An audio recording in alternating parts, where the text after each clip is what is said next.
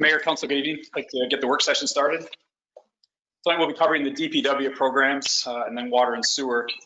I want to take just a couple of minutes before we get started to go over just a couple of handouts that I gave to everybody. Councilor Powers, Councilor Kennedy, we emailed you all these. I don't know if you've gotten them. One is the information they sent you over the weekend from the Office of State Comptroller. And then we just sent you another spreadsheet on some comparative communities, tax rates, and constitutional tax limits, et cetera. Do you both have them? Yes. Cap, is Mike able to communicate? Yes, sir, I got it. Oh, okay, great. Thank you, sir. So again, good evening. I'd like to just discuss this correspondence we received from the Office of State Comptroller. I think it's fairly self-explanatory, but I do think it's important that as we're going through the budget process, we really focus in on this information that is being provided to us. The graph at the bottom of the email I sent you really talks to the danger that we're in being so close to the constitutional tax limit. The State Comptroller's Office has listed us in the high risk zone. Our budget last year has 87.5% of our constitutional tax limit, and that's with a significant amount of exclusions. And the exclusions, if we could just talk tonight so everybody understands this, the exclusions are those things that they allow us to take away from what our levy value, our exclusion value, or our levy value would be. And I think to look at that is kind of like the overdraft in the checkbook. So if you look at the spreadsheet that I provided to you tonight, constitutional tax limit data, you'll see where we were last year. Our tax levy being 5.7 million, our exclusions of 879,000. Then it gives us the tax levy that's subject to the limit when you subtract that. Our constitutional tax limit being $5.53 million. So we were sitting at 87.62 exhausted. What I really wanted to draw attention to is if we don't have those exclusions, you see where our constitutional tax limit is. We're at 104%. We exceed the tax limit. And I think it's important for us to recognize we shouldn't be getting near exceeding the tax limit. Again, those exclusions that we're allowed to do are writing off the annual payments that we make to long-term debt and capital projects and capital equipment that we buy during the year. So we're really, again, creating ourselves kind of an overdraft account, if you will. This isn't additional money. This is just the state's way of giving us the ability, if we're at the constitutional tax limit 100%, we have no way to derive any more income. So they let us take those exclusions, but again, it really is like an overdraft. It's a temporary way to provide yourself some credit if you had to raise taxes to get that money.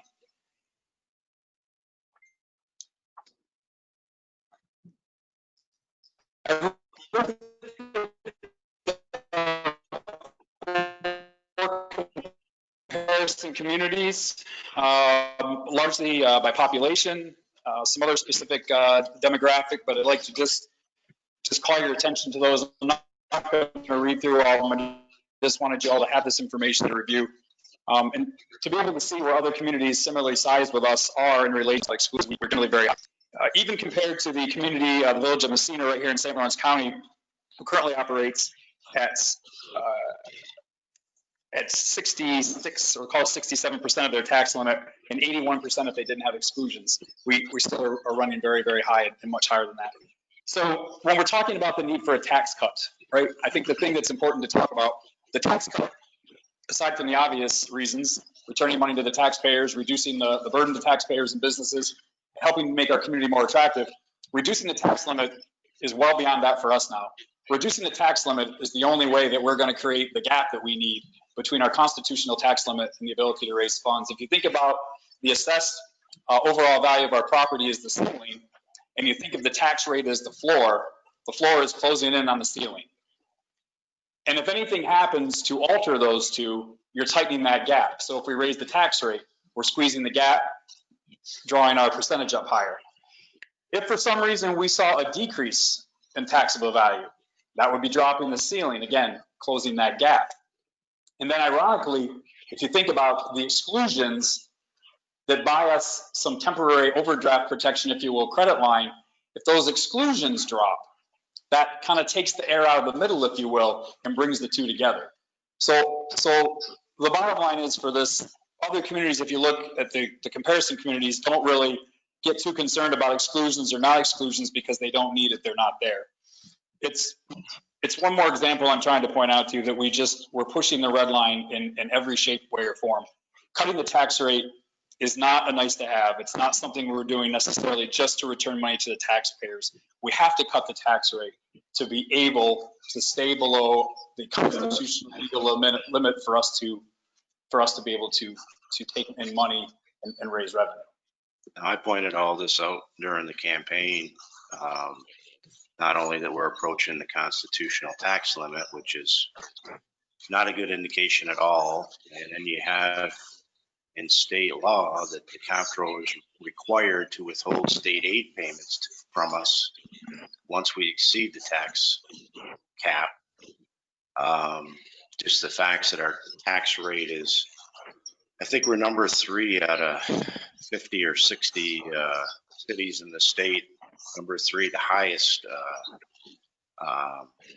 and we are the highest combined rate in the North Country from Watertown to Plattsburgh.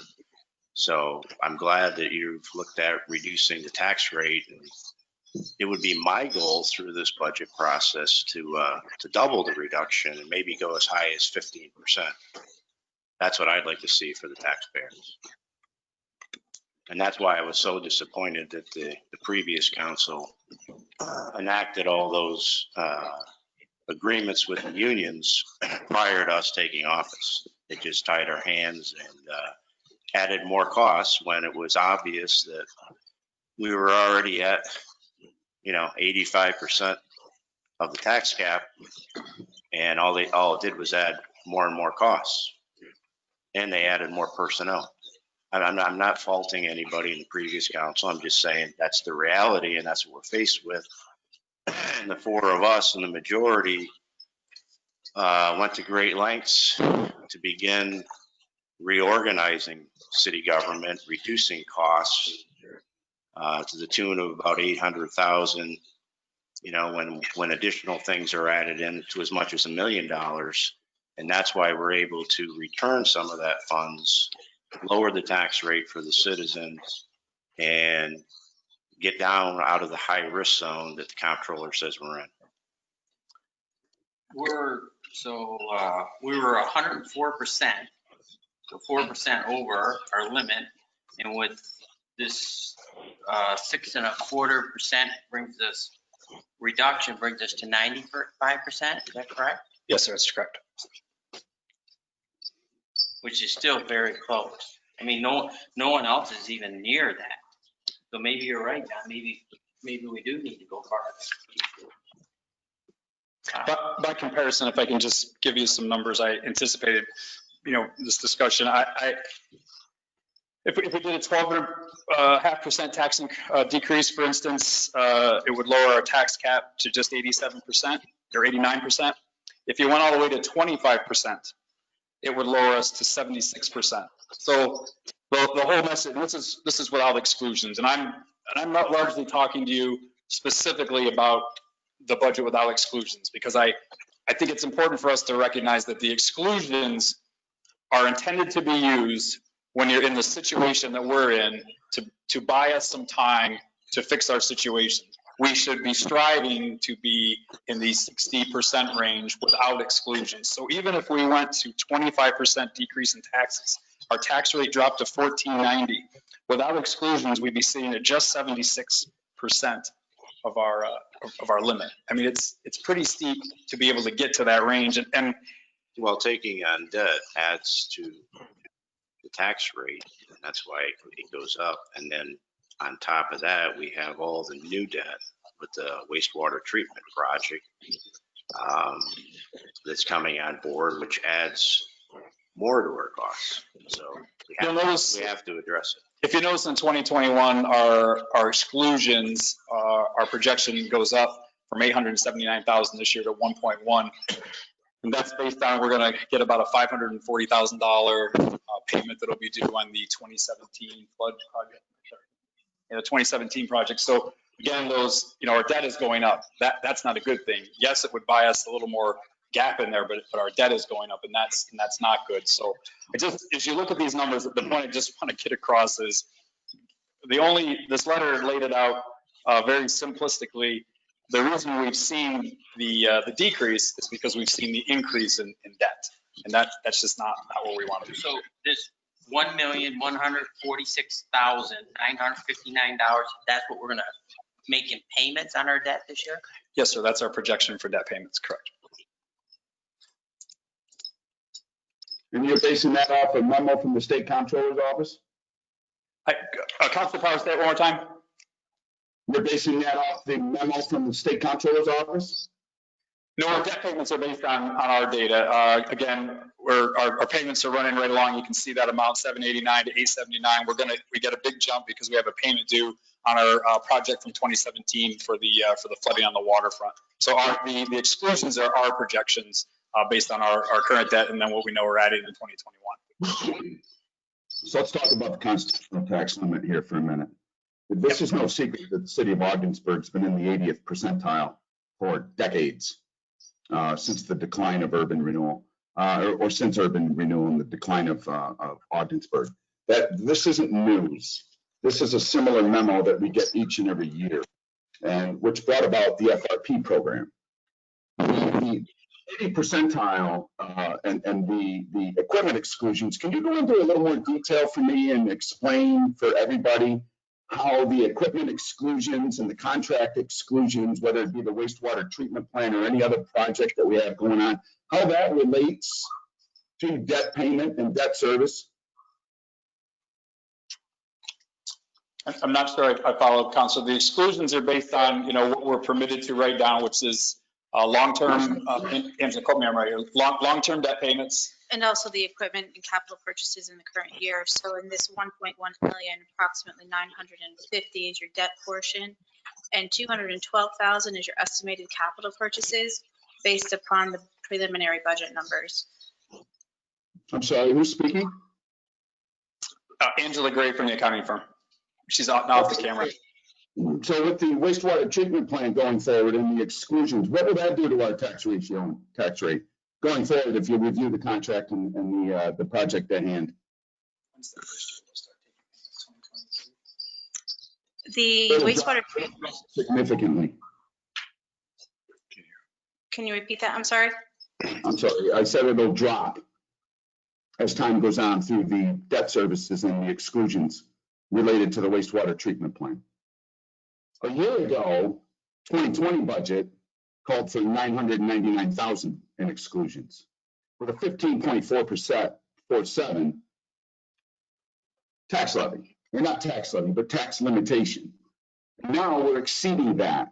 The budget a year ago, and you can blame contracts all you want at the end of the day, but the health insurance that Mr. Jelly has reported to us comes at zero for the next year for any expense towards the city, and that merely offsets a good portion of the raises in a 7-year deal.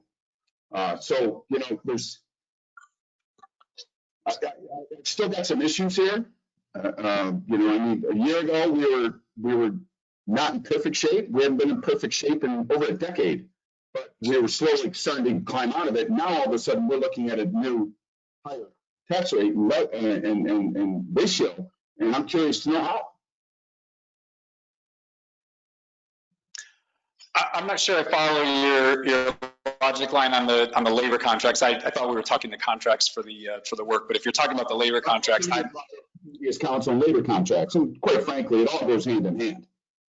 At the end of the day, and at the end of the day, I think the math will produce itself. But it's yeah. So okay, so I'll just again we'll talk about the 87th percentile. I'll just say that again, that's with the exclusions. You since 2018 you had 100%, 2019 102, 2020 104%. We largely belong to our constitutional tax limit. Thankfully, the state allows us these write-downs as a temporary way of being able to raise taxes if we need be. Otherwise, we would have no ability to do this. We're just using the bailout clause year after year after year after year. And we're not on any track to change that. There's no indicator, Councilor Powers, that we're going to increase revenue significantly enough anywhere, in particular in property values, which is where it needs to come. Whether we add property to the tax rolls or we raise the value of what's there, there's no indicator that says that that's going to go up at the same pace expenses are going up. It's not there.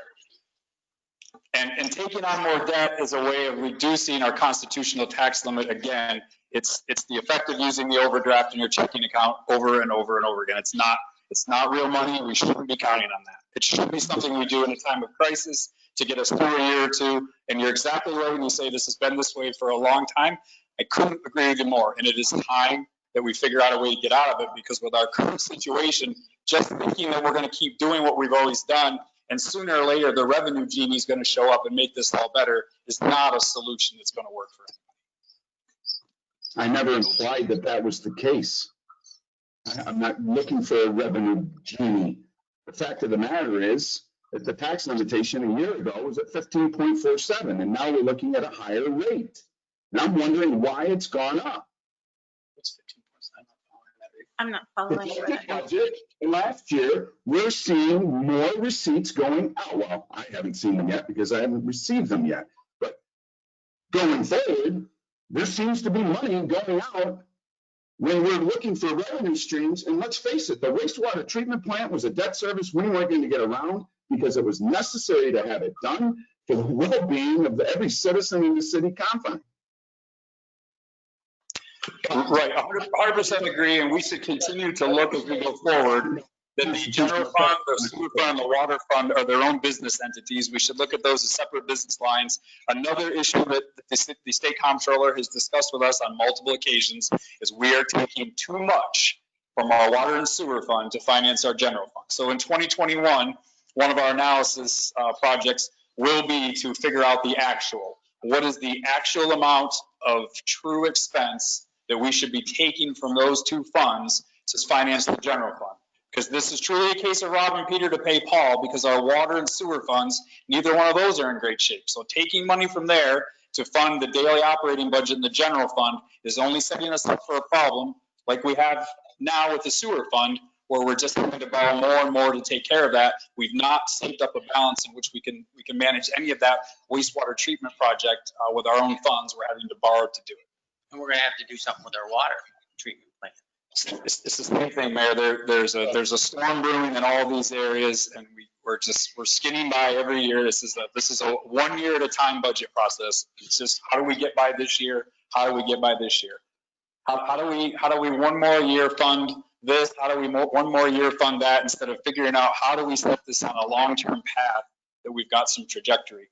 Listen, we can continue to get wrapped around the axle all day that this situation is good. Councilor Powers, you asked me to involve the state comptroller's office, and I said to you, they're already involved. Here it is again. If we don't want to believe what the state comptroller's telling us, we're in the high risk zone. A crisis is going to occur, and when it does, I don't believe they're going to have any mercy for us or any empathy at all. They're going to say, too bad. You've been given fair warning to figure this out, and you're not doing it. You're just hoping that you skim under the wire with everything you do.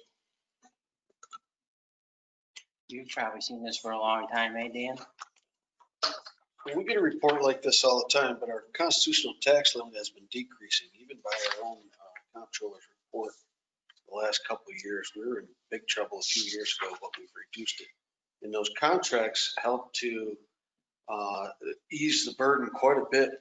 As Councilor Powers noticed, the health insurance benefits alone in the last year or 2 years pretty much pay for the whole 7-year deal. So that was a helper. Moving forward, of course, we still planned on moving forward as we're doing, not to the tune of 10 firemen, but. Dude, last year, health insurance went up 330,000 in that last year's budget. This year, there's no raise. 2020 it didn't, and this year there's again no raise. I think there was. 2019, it definitely And that's why we signed the contracts, because we're trying to get a different health insurance program to save us money. I mean, that's plain as day. I saw the last 3 years, it went up over 300,000 to health benefits. This 2021 budget, I think they were going to raise you, Steve, and you were gonna get in your truck and drive down there, and that's when they dropped it. Am I correct? 20% was what they had told us to prepare for. And I just, again, Counselor Scampley, with all due respect, I just want to make sure we clarify. Their savings is when we decrease an expense from year to year. Cost avoidance is when we avoid a cliff. There's no argument we avoided some sort of a cliff. I don't know if I agree with the amount of money we say it did, but let's just say I agree there was a savings, there was an avoidance, not a savings. And so, yes, it was smart business to avoid, the cliff coming, but there wasn't a savings this year. So I don't see where the offset was. I just don't necessarily see that. But I think, again, there's some degree of water under the bridge here. What do we face today? And this is where we're at. I mean, the improvements that you speak of, if we look at this, 2018 is 89%, 2019 is 87, 2020 is 87. I mean, and again, the memo notes in here, the only reason those numbers went down is because our exclusions went up. That's it. Because of our debt. We had more debt. We were able to take more away. It created more gap. I mean, it's the floor and the ceiling. Which one is making movement? Our ceiling is pretty well. We barely squeaked out 1% increase in our taxable full assessment value, about 1%, and that was chasing building permits all over the city last year, chasing whatever we could get, and we barely squeaked out 1%. So in actuality, we've lost 15, 16, somewhere in there of the assessment challenges this year. Maybe it's up to 20 now. So if you take that trend that we've lost them, I mean, you wouldn't have to go very hard to deduct that most likely we've seen a decrease, which again, the Financial Restructuring Board predicted. You've been flat for a while. If you see a decrease, God forbid if you see a significant decrease, your ceiling's coming down hard on you. It doesn't come down in $100,000 amounts, maybe $500,000 amounts to $1 million, which then poses us a problem. And again, we're squeaky. So we've got to create this gap somewhere. There's no reason to believe our property values anytime soon are going to grow at a 3 or 4% rate, or the rate that our expenses are growing. So we've got to have a lot less things along the permanent expense line that can increase every year to be able to afford it. We just can't stay flat. So let's just take the fire department's argument for a moment, because that's where we're talking about pulling some resources from. It just simply is, what do we need to do to make our overall city position better that doesn't take away from services that we've already cut? If we don't do 10 positions in the fire department, what do we do? Do I do 5 in DPW? Well, the positions in DPW cost less than the fire positions, so I probably have to do more like 7 there and 4 or 5 in the police department. I mean, somehow, some way, we've got to have these reductions. We just can't keep running on the fringe the whole time, hoping that a crisis doesn't happen. I just don't. It's just not responsible for us to keep operating on the fringe like this. And it's not like we're saying we're doing this to get through COVID. This is a 1-year problem. Let's get through COVID. Let's get through some temporary situation. You all said the right things. It's been this way a while, and we've just really gotten lucky and slid under the wire. I don't know how long we can expect that to continue. We are in a pandemic. That certainly could cause us a problem. We don't yet know. My budget projection revenue numbers are based on projections. They're based on what I think the best information is that other city managers and county managers I spoke to were using for their projections, but the state has not shown their cards. Is there going to be a reduction? Is there going to be a withhold right till the last minute that will hurt our cash flow? So we already could be there in a very significant way. We might reduce a significant amount out of the budget only when it's all said and done at the end of 2021 to buy us what the reduction in our revenue stream could be. We go to total lockdown again. The incoming administration is already talking about that. What will that do for our sales tax numbers? Again, it's all back to our revenue. And we're budgeting right on the fringe. And so we stay there. So maybe we do these cuts we're talking about. We save the money we're talking about only to lose it all to the revenue. We don't even get to put the money back and invest in our infrastructure, fixing our facilities, and setting ourselves up for the long term. So any way you slice it, there's many more risks here. There's many more holes that we could fall in than there is places that we're gonna move forward. I understand. I've received plenty of phone calls, plenty of emails about people's concern about public safety. I don't think there's anybody in this room, certainly nobody in this community, that's not concerned about public safety. But if we don't take a look at the other indicators that are driving the decline of this city and recognize we have got to be able to rescue all of this. We've got to be able to rescue all of it. We've got to stop the population decline. We're going to see those numbers in the spring. Our preliminary numbers already tell us that we've seen a decline. How many more declines do we take? What population would we drop to before we would say we can do with less of a staffing level in the fire department? What would our population drop to before we say we can live with less staffing in the police department? I mean, where is our thresholds where we have the fortitude to look at some of these hard things and say, things have just changed. They've just absolutely changed. This isn't about the personal attack on any organization. It doesn't matter which one we talk about. And it doesn't matter which one we talk about. At the end of the day, when it seems like we're traveling down a road that all the facts point us in that direction, then of course the attacks are gonna be personal. This is nothing unprecedented. And you've seen it before in this city when you've talked about cutting public safety organizations. You see the public concern. But I also think there's a lot of other public concern out there about the well-being of this community in places that we're not investing money and we're not investing in the revival of the city, only simply getting by. With that said, if there's no further questions on this, we'll move into the DPW portion of the budget review.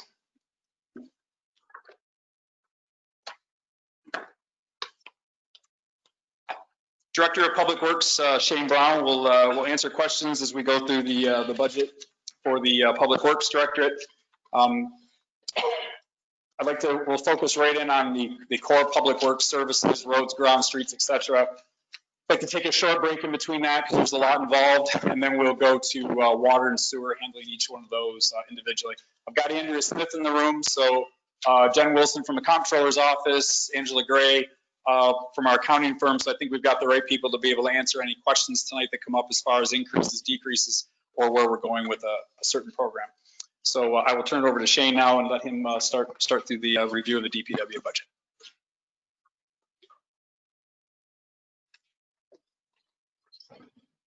I want to start on E2, Public Works Administration.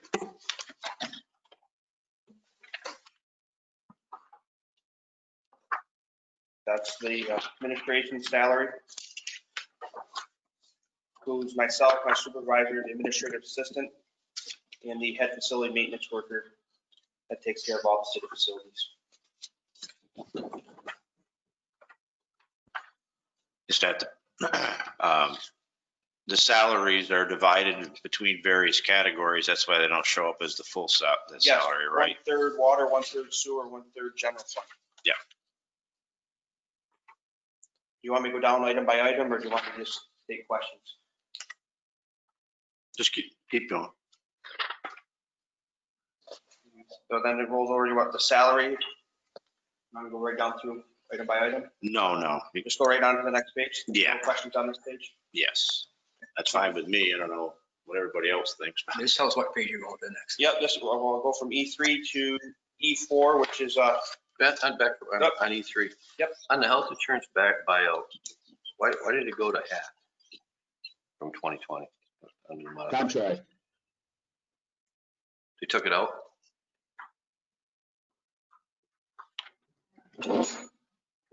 $149.160. yep, 660. It was removed, or What page are you on? there's less people are doing it? I think that maybe because they split them 1/3, 1/3, 1/3, and maybe they didn't do it the previous year. But I know on the administrative side, I know there's 2 people that take it. So if you at times that by 3 would bring them up where they need to be.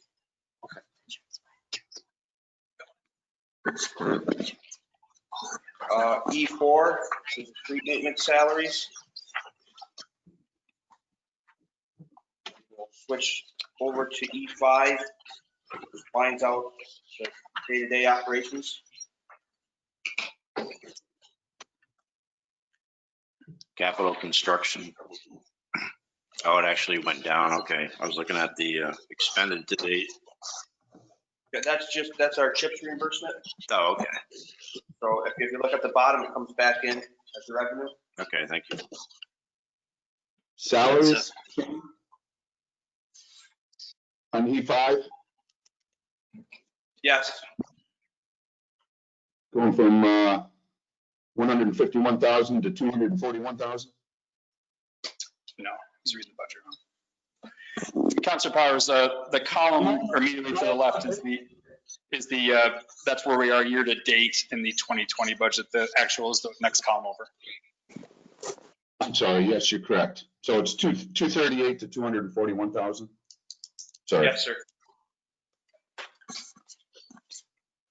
That's just due to salary raises, I'm assuming? Yes. Thank you. On to. You spent Materials. 70. You spent, Materials and supplies. that was my question. As you can see, the last, like, this year, it's obviously going to go up here. We're only through September. It took a big decrease this year because, as you know, with COVID, we were on rotating shifts for about 8 weeks. In the previous year, I played it safe. In my first year in office, I didn't want to overspend anything. Yeah. So, The materials and supplies? yes. But we're going to start a crack sealing program throughout the city. You know, it's no longer chips reimbursable. So we're going to spend some of that money on that to maintain the streets longer. Yeah, makes sense. You know, on my street on Elizabeth, did this thin coat, Flurry. and it's held up amazing. I don't know if we've had good luck elsewhere, but I know it's my street.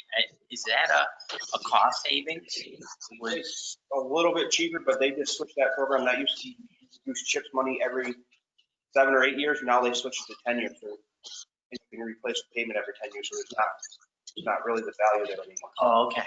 It worked But good. it worked well on Elizabeth Street and in another street. But you look at the 4th Street extension going out, where we put it there from the port out, the heavy trucks are restricted.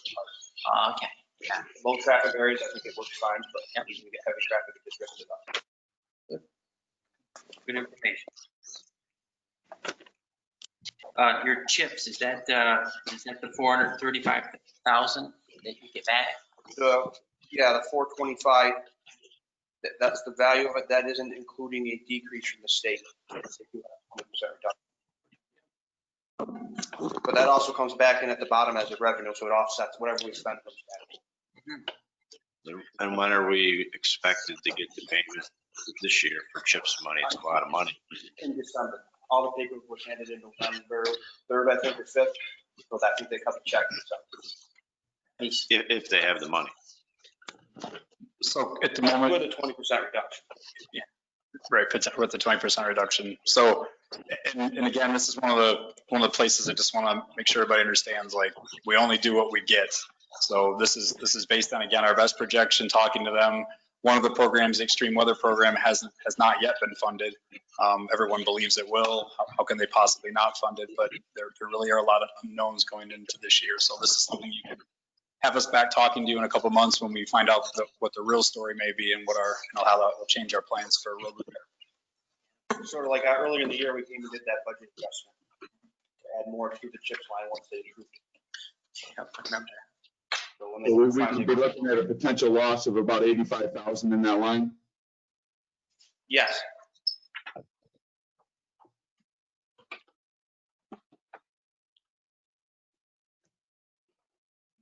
Going on to E6, street cleaning.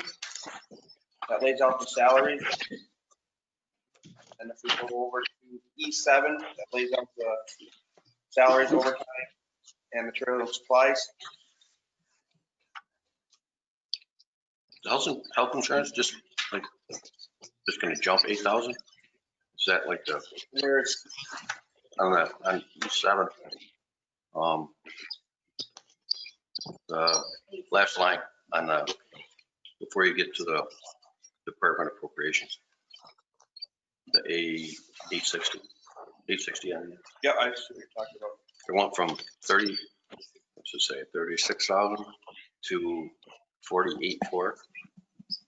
I just wondered, is it like, is that like any reason why? Defer to those. The health insurance increase on E7.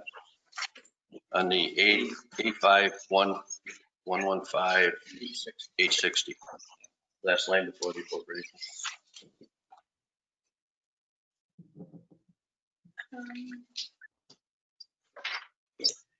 So we've got at least one vacant position, maybe two, I guess, we're projecting. So in the projections, we're using the family, let's say the family coverage, which is on the upper end, $24,000. So it's a projection based on who we might hire and how much it might. So the difference in that budget line is 36 to 48. So that's most likely where it is just projecting on the high side what the salary would be. Some of that. 2 employees that we moved over from recreation possibly too. Could be. Yeah, oh, right. And so, well, I don't know, because those were vacancies. Those were vacancies. They should. Yeah. So again, the projections of what someone's going to choose. So they're going to take the buyout, is they're going to be single, et cetera. So that small of increase already because we've added to a vacancy. Moving on to E8, Public Works Garage. 2 people are in that budget line for mechanics. We switch to the layout page of the materials and supplies. I believe there's not much of an increase. Any?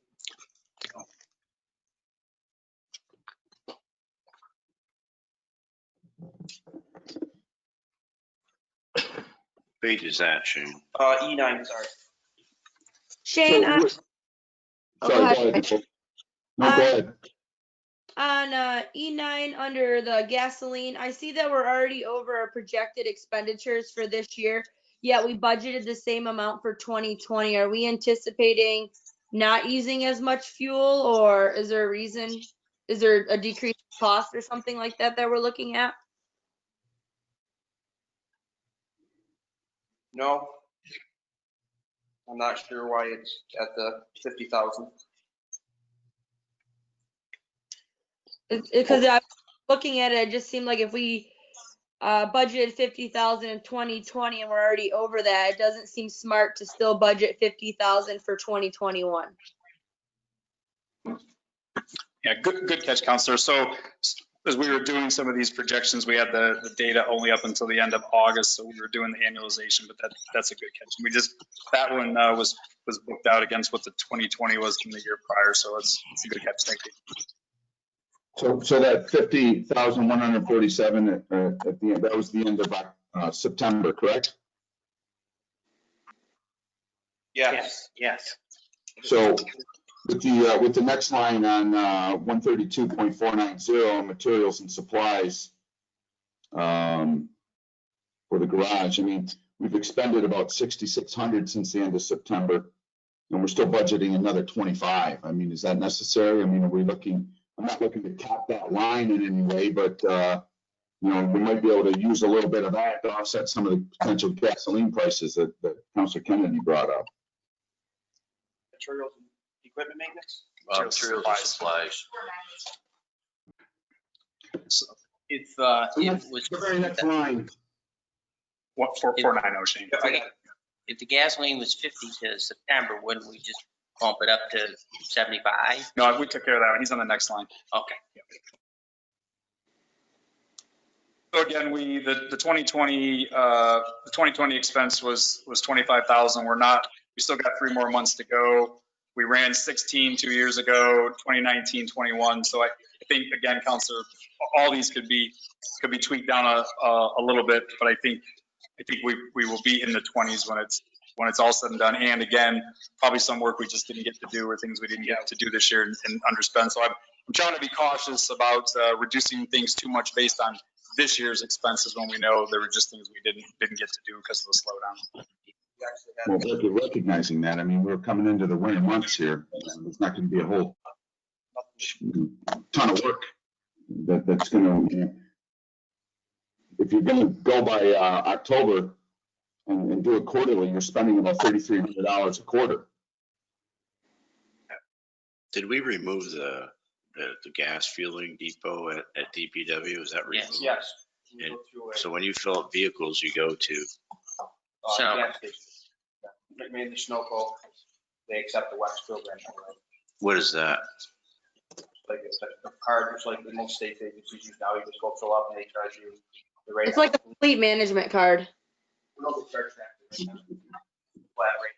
So It's just like a POS contract, but it's state rate. State rates, okay.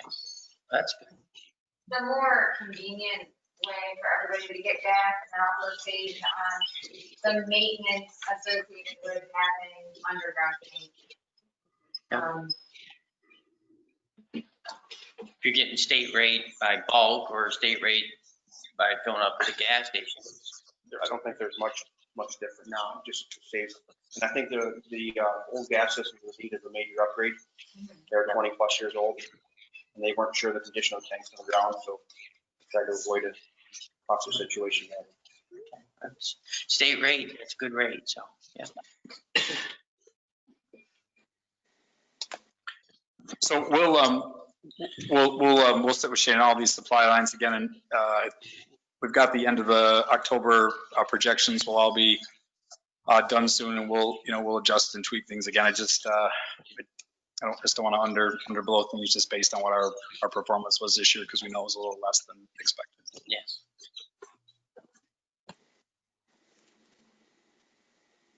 On to E10, snow removal. 4 total positions budgeted there. Shane, I just had a quick question. At the top where it says in 4 months of a front end loader rental, where would I find the cost on that? What line is that?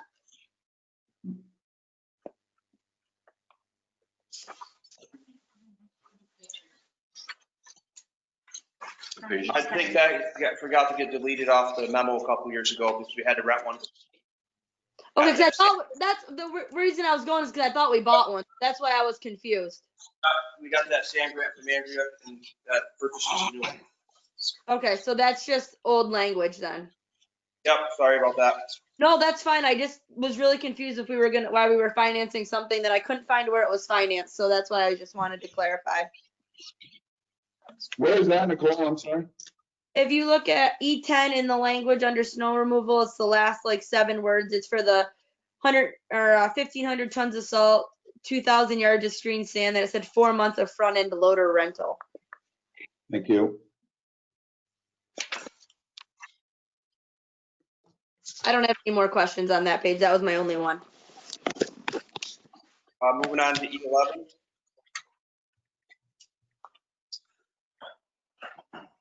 Any questions? No more FRB grant or no state aid. We're in the revenues. No money left coming for that. That's the vehicle program that we shifted, we took out of every one of the lines.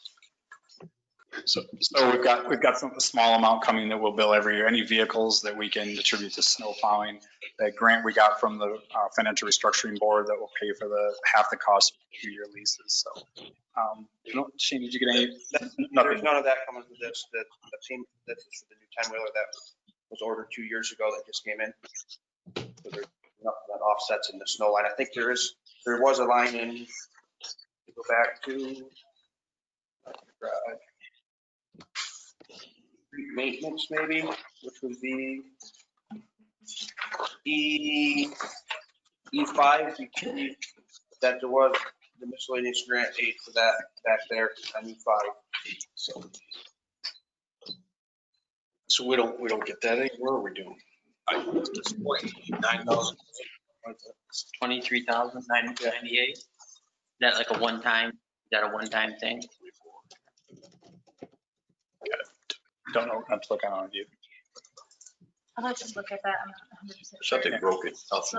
Yeah, I don't think it's small increments, but I think we talked earlier today, you put it in a different line to show it differently than we have in the past. I don't know where. Earlier, what were we talking about? That was the money no, this was the money to buy down the tax. Well, that was a. Yeah. Yes, I'm not This sure. is the vehicle maintenance from the fleet manager. Well, that's what we're just talking about now, right? The FRB grant. Yes. Yeah. So we're billing on that, but we've only we won't have a projection until some of these, like, do you have any vehicles right now that would go towards snow plowing? That would be the question. Any of the vehicles you No, currently? none of them will go towards Yeah, snowplow. That's what I said. right. So the revenue wouldn't, There wouldn't be so the revenues we're getting for the FRB wouldn't be going to snowplow vehicles. You're not going to see that here. You have a new dump truck this year, eh? We got a new one a couple weeks ago. Nice. It's been on order for 2 years, but Yeah, I sold mine. Maybe I'd go for a ride someday. I miss riding in the dump. It's fun. any Great. more questions on E11? No. E12, street lighting. There's no manpower associated with that. There's a couple increases. That's just the new cost of upgrading from regular light bulbs, LED. So you're converting over now? Yep. Nice. Just costs a little bit more money to not get the touch done. Right.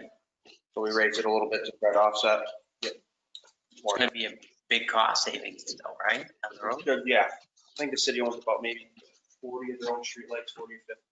Mhm. But we are talking about asking National Grid Company to take them over. Got to make the contact. They absorb them in with their inventory that we already paid for. The lights at the Twin Bridges, the two really high ones. Yep. Are they ours? Yeah. They need some work, correct? We just got a quote to order the part. Oh, good. That's part of this? Yeah, that would eat that whole budget up to fix that light. Well, Yeah. it's tough because every few minutes when somebody walks over that bridge. Yes, on or It's off. 2 o'clock in the morning or 4 o'clock in the morning. Yep. It goes off and if somebody was waiting down there, could Yep. time it. It would be very bad. Will they be LED in the Yeah. future? Yep. Wow, good. I guess I don't understand, like, back in the day when they were building the mall, I guess they wanted to light up the whole area and the parking lots and that, but I mean, maybe we be better looking at additional streetlights and removing those and, And we're gonna one out of the mall parking lot. the two big ones, yeah. You already get the parts. They're gonna be. I just don't know that they're I think necessary. you're talking about the mall parking lot. We're talking about behind the arena. There's one there, There's two, Yeah. aren't, behind isn't the it? arena. one there, and then there's the other over by the mall. It's kind of like, what's the point? Why do we light up the whole area when we have street lighting? And why is it any different than any other area of the city? You know, maybe we should look at removing those. And if we had to put in a couple more street lights or more modern, you know, decorative lights or something like that and not, you know, make it daylight down there. I think it'd be hard now because there's no lights actually on the bridge. I think it would cost us more to invest in new lights than it would to upgrade the ones we have. They were putting on the bridge, they just so high when they do it. And that used to be a more residential area than an arena. Well, that's good news about the LEDs. Yeah, and there are grants for those too. So if we're able to identify any of those, I know I've read 2 or 3 communities, you know, using grants to replace all of them. So should be looking into that as well. You gonna change them? Sure, my. Actually, it cranks down. It does. Oh, that's great. Yeah. Yeah. Up and then down. Yeah, or else we have to use something a little bit bigger than we have to get up to. Moving on to E13, Public Works Sidewalks. 50% of 3 salaries. Next page, E14. I just want to say on the sidewalk, your crew does amazing work on them. They look great and you do a lot. The only difference in the sidewalk you can see is capital construction. I did put another $25,000 in there to start the pro sidewalk program again, which pays 50% back to homeowners if they get their sidewalk. Really? First come, first served basis. Nice. And if you want to leave it, that's up to you guys.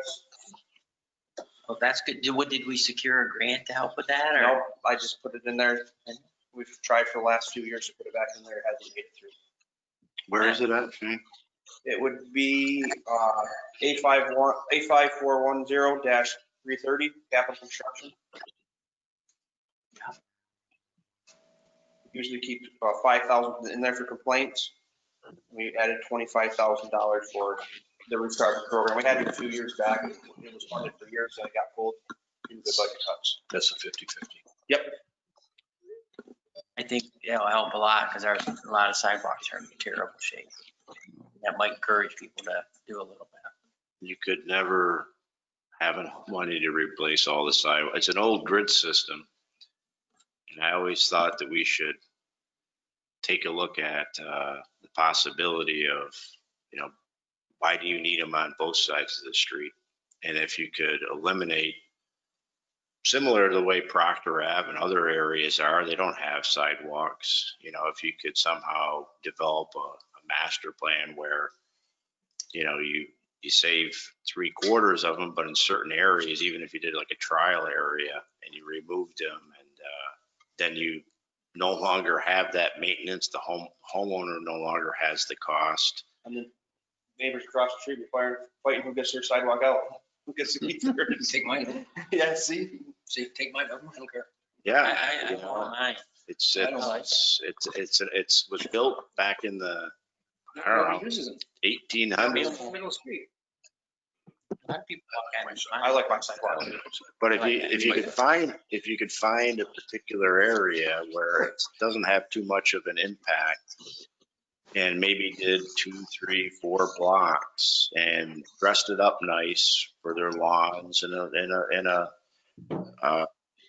concrete to the curb in and their driveways, it's worth exploring anyways, because you just can't. I mean, that was done back in the day when labor was nominal, and you just can't replace them all. And it puts another burden on the taxpayers, whether they're shelling it out or we're shelling a part of it out, and it costs us money with the labor.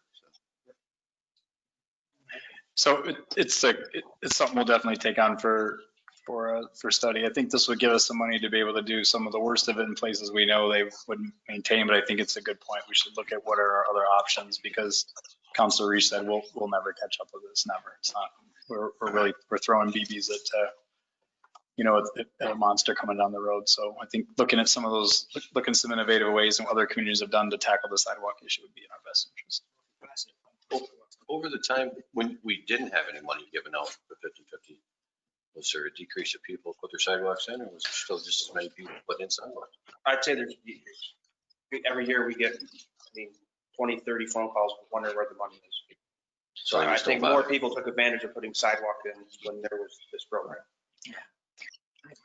Now we don't, if you're doing a particular street or something, we're not charging the homeowners, making a decision that we need to replace their sidewalk and charging them. No. A couple years ago, we did do it with our CHIPS program, but we offered the program if they wanted to replace it or if they did not want to replace it. It was their option. Because we were going through the area. Some people took advantage of it, and some people said no thank you. Okay. A lot of this program really is for people that want to replace their sidewalk. They know they're in bad shape, and they come looking for the money and hire contractors, and get reimbursed 50% of what they pay for that. Or the 50% of the rate that you've got when you replace it. Right, yeah. Yeah, you have a rate for. Yep, for square foot. E15, shade trees. No people budgeted for that line anymore. E16. Going back to E14, now here's an instance where from 2018 actual health insurance went from 28 and we're now up to 62. I didn't see that trend in the other ones that we've gone over. No, Councilor, remember that's the end of September. No, he's saying we. No, that's proposed. Oh, okay. Yeah. From 2018 to 2019. Does that have to do with the fact that the program didn't exist? Sidewalk program. No, they're talking about health insurance. We're on to back to E14 for a second, Councilor Powers. Right, but I'm assuming that the sidewalk program, the crew that put in the sidewalks were just absorbed in the DPW. I see that I guess it's just a question of housekeeping with this particular account. Yeah, I wonder if we just Instead of splitting It it was- 50/50, he just put it there instead of, because they're half their salaries and sidewalks, and the other half might need snow and ice, or it could be street maintenance. Thank you, Shane. Yeah, look at that, and get the actual numbers. Back to E16. Yep.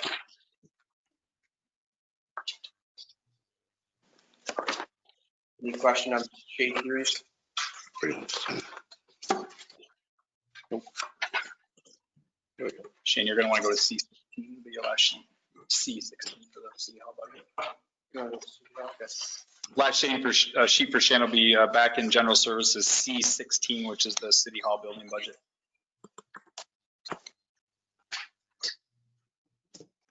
How do we decide on shade trees and what we remove, what we put in, and all that kind of stuff? How does that work? Right now, we're for that homeowner's request, unless they're going into park or something, people call, and then the trees we have in evaluation, have people on staff or will call, somebody will tell us whether there's a decent tree or shouldn't down. The last few years, blocking down because they asked for it. Lately, this year, it wasn't that bad, it's a lot of trimming, more than takedowns. But there's also a tree management plan that lays out, where we have tree planting sites, where we have trees that need maintenance or should be removed because of their condition. And in that management plan, there's a recommended tree species list. And it has recommended tree species for homeowners as well as the city to reference, depending on the planting site. So for example, if the planting site is under utility wire, or it's considered a small community site, there would be a list of small planting, small street trees. When we had our inventory done, we had nearly 50% of our tree population is some species of maples, which is 30% more than the recommendation, because we're pretty close to having a monoculture of maples, and it's very susceptible to disease. So we have been trying to diversify our tree species since 2014 when we completed that. But so we do reference that when we look at the tree plantings and what we're going to plant versus what we're not.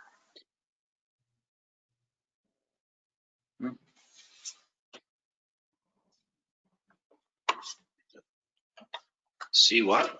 16, 17. 16, 17.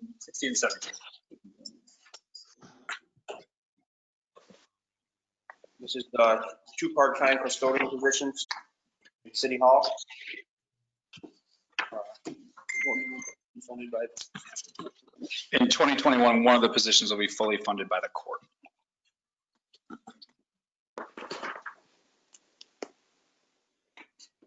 On C17, 498, I see there's the 50,000 that was added in for other contractual expenses. Can you explain that? Yeah, Counselor, it's an estimate that we put together to have a complete engineering assessment done. Andrew, would you call it? Yes, C17. Yeah, we're gonna have a property conditions assessment done of City Hall, top to bottom, all the utility structure, bell tower, everything that we need to do in City Hall, so we can establish a good to-do list of things that we've got to do. We've got a few things listed now in the capital plan, but there's a lot more things that need to happen to this building, and I'd like to be able to have a good assessment of all those components to be able to present something next year to start getting going. We've got a money budget in a couple areas to do some minimal things here, take care of some contingency issues. But again, we've gone a long time without upgrading and taking care of things in the building. For instance, the heat plant it's just really old and in need of attention. So that's what that's for.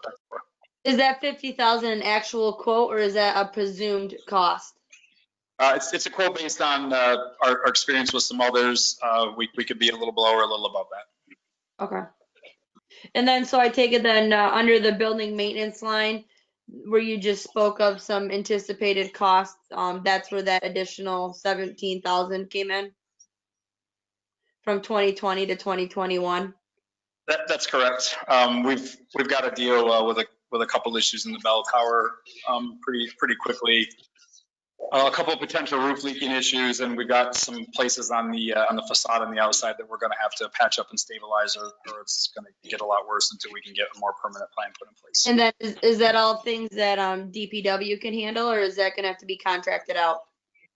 Some DPW will handle, and some we may have to contract out. Part of it, we're just going to have to wait until we get into it. The cleaning of the bell tower, I'm just a little concerned the amount of pigeon waste that we have up there is going to be a significant activity to work on. And I think it may be better, for instance, to contract something like that out. Okay. So you mentioned out of the line that Councilor Kennedy made mention of the 50,000 for additional estimating for City Hall. You mentioned others. You based off other contracts. What other contracts do we have that you may have sent out for bid for any capital improvement projects throughout the city? We did that for the Newell building most recently. Can you hear Andrea, Councilor Powers? Yes, sir. Yep. So that was the one that we most recently did, and we will have more accurate numbers for you next week. The proposals are due back at the end of this week. Very good. Thank you.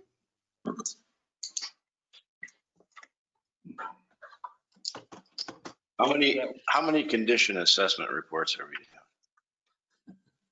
One. Just for City Hall? There's one for City Hall without right now. No, my only concern is that, you bring in a private engineering firm in, and you got to do this and you got to do that. And you have this huge list, whereas we employ people in the Department of Public Works to, maintain and, take care of these things. And I don't know what you can and can't do, They can design a heating system or a roof. I think the line we drew is this, Councilor. For instance, there's a bunch of work we need to do per se in the police department, but those are projects that I think we can look at. With our expertise, we can identify. One of the concerns with this building is going to be the historic nature of some things, what we can do, how it has to be done. I mean, there'll be some significance here. So we don't have a plan to do them on any of their facilities. Well, we're going to do them, but we're going to do them ourselves, or we'll do them through getting contractor estimates for, say, replacing the roof or replacing the heat plant. We'll develop our own. This building here, I think because of the age of it, because of some of the exterior, the facade issues, I just feel like we need someone to kind of give us the left and right side of the road of how to march forward. And the heating system is, again, the mayor just said it's a pretty big system doing a lot of things.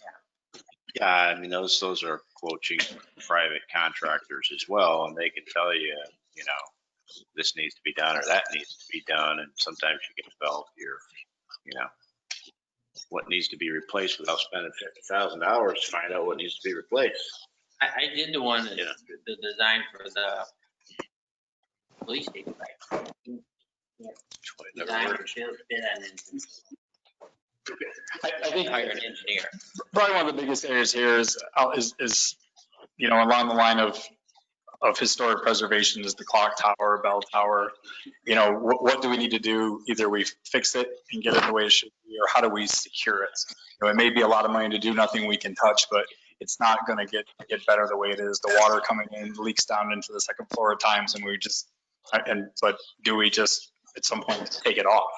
I mean, I'm not proposing we're going to do whatever they say. There's some things I didn't think in the area of City Hall we had the expertise to do that. That's all. So we had talked about these, and we're going to have assessments for all of our facilities, DPW, fire, police station, and those things I think we can do the way that you described. I just think for this building here, we've got to pay particular attention to a few things. And that contract for 50,000, if it is 50,000 to hire the engineer, comes to us for approval, or it's in the budget, it just gets done? No, we're not. It's a contract. Okay. Yep. council has authorized the manager to enter into a contract with a given firm to do work. Okay. So that concludes the core DPW services. If we want to take 10 minutes to bathroom or get a drink or whatever, and then we'll come back and jump into sewer and water fund.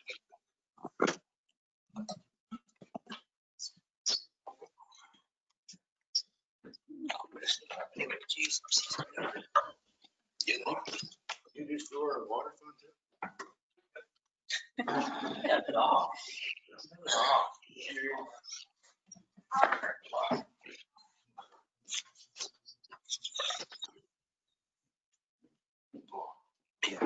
I'll come up. I'm gonna go for a little walk here.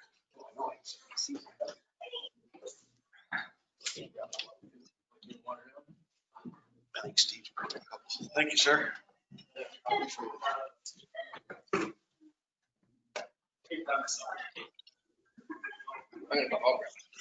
I got it. All right, thanks. It's not a court. No, I'm good. I got it.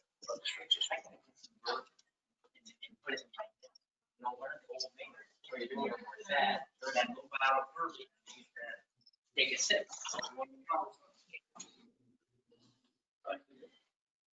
Wow. That's funny.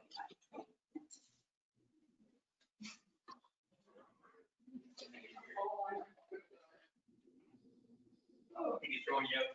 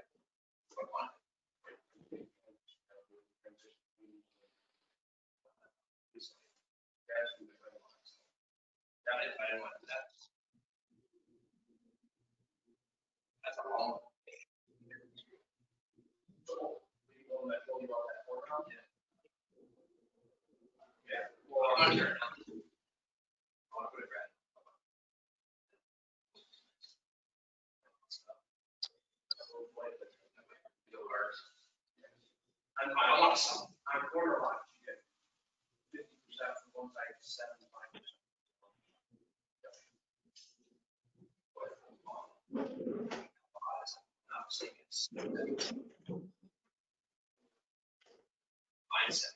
He's got one of my. I went through it. So I think you use that. You know what I most with you is like.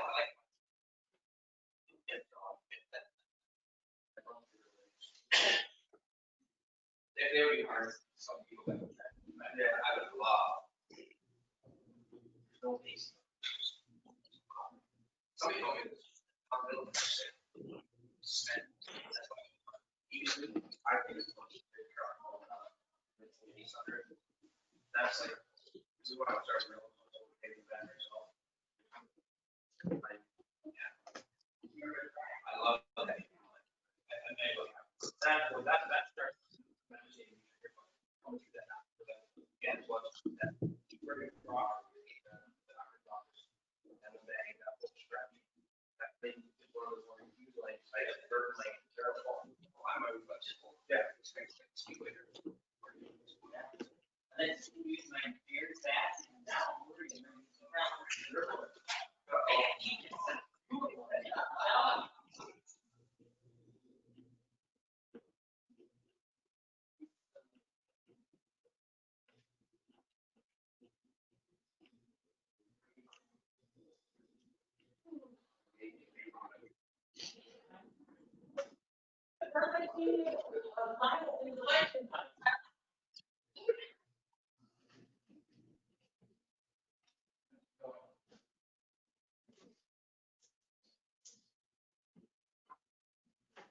Garden out?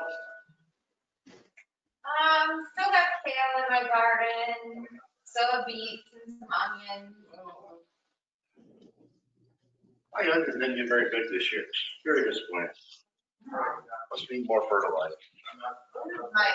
Our second. I think I would call them volunteers. They all just kind of came up after all the other onions were harvested. I do no dig gardening, so I add compost. Yeah. I don't actually like dig it up and fertilize it. I just add compost every year. Yeah. So you make your own. Yeah, I You need like a shirt. have a couple of bins, and that's what I do with my yard waste and stuff. Maybe I'm not very good at it. I don't know. I've always I haven't wanted, figured it out yet. There's a formula to it. You have to have a certain amount of brown and green. So food to like grass or yard. Yeah, I think I need more brown. So, Because green is more, is it phosphorus or nitrogen? nitrogen. Yeah. Grass is very high in nitrogen. Yeah, maybe I don't have enough of the other. So I've been adding more brown lately, but I've chosen coffee grounds are great for compost. yeah, really? I put Yeah, those. super good. You know, we took one time, like, from a grease interceptor, we diluted it and diluted it. The first time it was too thick and just like barn dirt, just nothing grew on it for a while, then it did. Well, we really diluted it down in a big tank and then took our pumps, pumped it out.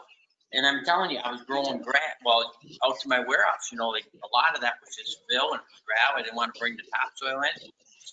Sprayed that out, but it was very diluted and the grass just took off. Yeah.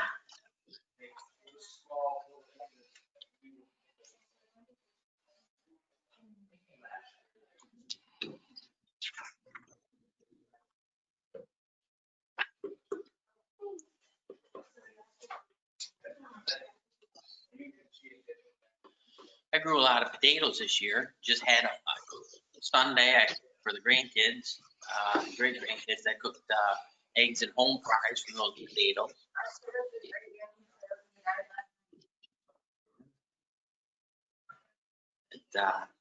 You know, it doesn't really make sense because you go buy them from the Amish or, you know, it's so cheap, but I love it. I enjoy it. It's a lot of work. I pay my men to do it. And I watch him and I'm like, that's a lot of work, you know? But it's worth it to me. Definitely not saving money. Oh no, you wouldn't believe how much those tomatoes cost, right?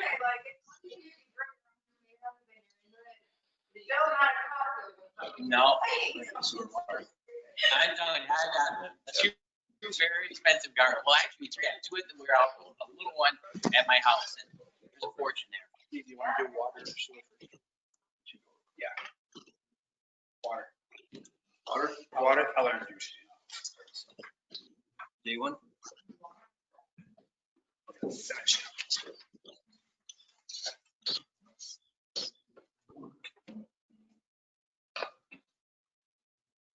So we'll move to water on the operational side, and Shane will brief that down. I just wanted to talk a little bit about our philosophy here and analytics we want to do going forward. So we'll have the 2019 audit tomorrow afternoon, and hopefully everything goes well. The audit committee will accept that report. We know there'll be a hit to each of the three fund balances, the general fund, the water fund, and the sewer fund. It's about $1.1 million overall, 400 to one fund, 3, 2, something like that to each fund. So each of the fund balances will take a bit of a reduction tomorrow, mostly due to my direction to the auditor that we're writing down all of the residual potential asset we were carrying for money coming in from the cheese plant. We've been carrying that for a long time. Again, it doesn't really matter how we got here or why we got here, but there's no way we're ever going to see $1 million from that. We received $125,000 this year that you're all aware of. We're spending a little bit more time with the attorney firm, Barclay Damon, that we hired to see if we can pull any of the additional 190 that was part of our judgment. We're like at 314 or 15,000. We got 125. Honestly, we got that 125 because Andy Silver's office was the escrow agent for the potential transfer between us, and that didn't happen. Had he not been holding on to that money, we'd have never seen a dime of that. So thank God his office was the escrow agent for that. That just played out for us. So call it about 190,000 left. I don't want to spend 190,000 to get 190,000. So I've asked the attorneys to do a little bit more work, flesh out what might be the assets that we can passively attach to. So if at some point in time they sell something else, we may be able to recoup that. I don't hold out any real hope that we will get any of that. So I instructed the audit firm not to carry any of that balance any longer. So we'll get those numbers tomorrow. The audit committee will see that. Then we'll synchronize those with the beginning balances of 2020, and we'll be able to show you what those adjustments are. So with that being said, we didn't propose a water rate increase in the proposed budget because, again, I wanted to have some discussion with the council about where we want to go with this. Again, this is similar to the sewer project. We've got an assessment from EDR that has us in the $30 to $40 million range to do long-term repairs and upgrades to the water filtration system or treatment system. So a very big project potentially looming, just like the sewer project. Obviously, we don't have anywhere near that kind of money. So as we get closer to that, figuring out how we're going to finance those repairs and what we're going to do, it's significant. So, do we just borrow it all and bond for it? Do we raise the water rates to increase our fund balance and our savings to be able to pay for some of that? Do we look at incrementally doing it? I think there's a lot of things to look at in that going forward. So I propose in 2021, we'll pull out that engineer study that was done, and we'll come up with multiple courses of action for council to look at how we start to walk through that project. So again, at the time we issued the proposed budget, we were talking about no increase. I think it would be prudent for us to look at a small increase in the water rate in the neighborhood of 3 to 5% somewhere, because again, our fund balance for the water system is going to need it sooner or later. So whether we start collecting some additional revenue and putting it away, or we do nothing, we're gonna still end up with that final bill to be able to upgrade the water system. So I'd like to let Shane go through the operational portion, and then if we could have some discussion on the water rate. We did it, we passed through in the proposed budget the water rate. So if we're going to make a change, we'll need to put that in motion for a public hearing. Shane.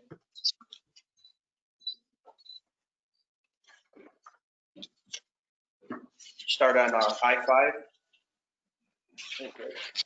I-5. I-5.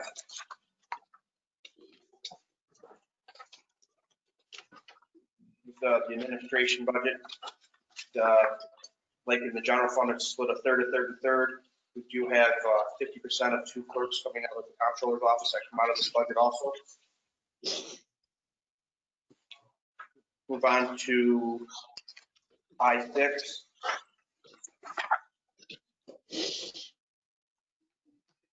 Any questions?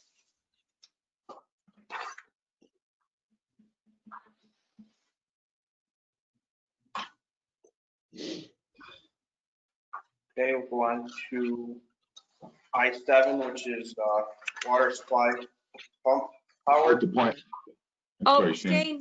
Shane, I'm sorry. I didn't realize I was muted. Can we go back to I-6? I had 2 questions. Yep. I was talking and you didn't respond and I didn't realize I had muted myself. On line 515, the consultant line, could you explain the increase there? And then also on 590 under the contingency line, there's a pretty significant bump there as well.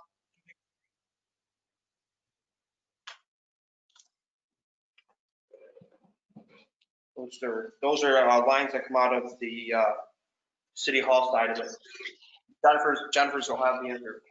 The 515 line and the water. I know some of this pays for Dank's part in the water plant. And then I think the other contingency might be where the revenue comes back in to pay some of the city hall employees that come out of the budget line, the halves and stuff like that. Each portion of their budget comes out of that. I think it's like an internal revenue that goes back around. Is that right, Jeremy? That's in the, why are we putting that in consulting? There's a portion, this is Angela speaking, there's a portion of the expenses in the general fund that are recouped from the water fund and the sewer fund. So built into that consultant line, and I apologize, I don't have the breakdown, is money that is transferred from the water department administration over to the general fund to share in some allocated costs that are 100% accounted for initially in the general fund. So we're just taking one hand, putting it in the other? That is correct. So in the 515 line, and again, there's some dank money in there as well, and I apologize, I don't have the breakdown, but there's a portion that goes back to the A fund, which is your general fund. The same is true with 517 code engineering services and 519 code enforcement. So all of that money is an interfund expense and revenue. So how does the contingency fund work then with that increase? That is paying the. Yeah, the contingency fund is there because in the water fund administration, we have all the revenues being 2.6 million, and then to balance out for a zero budget, the contingency line was filled into $313,000. Inevitably, one would argue there's always something that happens in government that isn't on a budgeted item, so that would come out of contingency. It's not saying that it has to be spent, but it is there as to create a balanced budget in the water fund. Okay, thank you. You're welcome. So one of the issues all night in the last meeting as well is we're switching around monies that we were using with water and sewer to fund some of the general budget, okay? And over the years, my 10 years here, the city has, if you look back, you probably have seen it already, even where we've taken some of these funds and allocated them, and it saves the budget. And we do so trying to do it always, of course, legally on the up and up. If we have accountants, for example, working on water and sewer, we take a certain amount of their pay, et cetera, et cetera.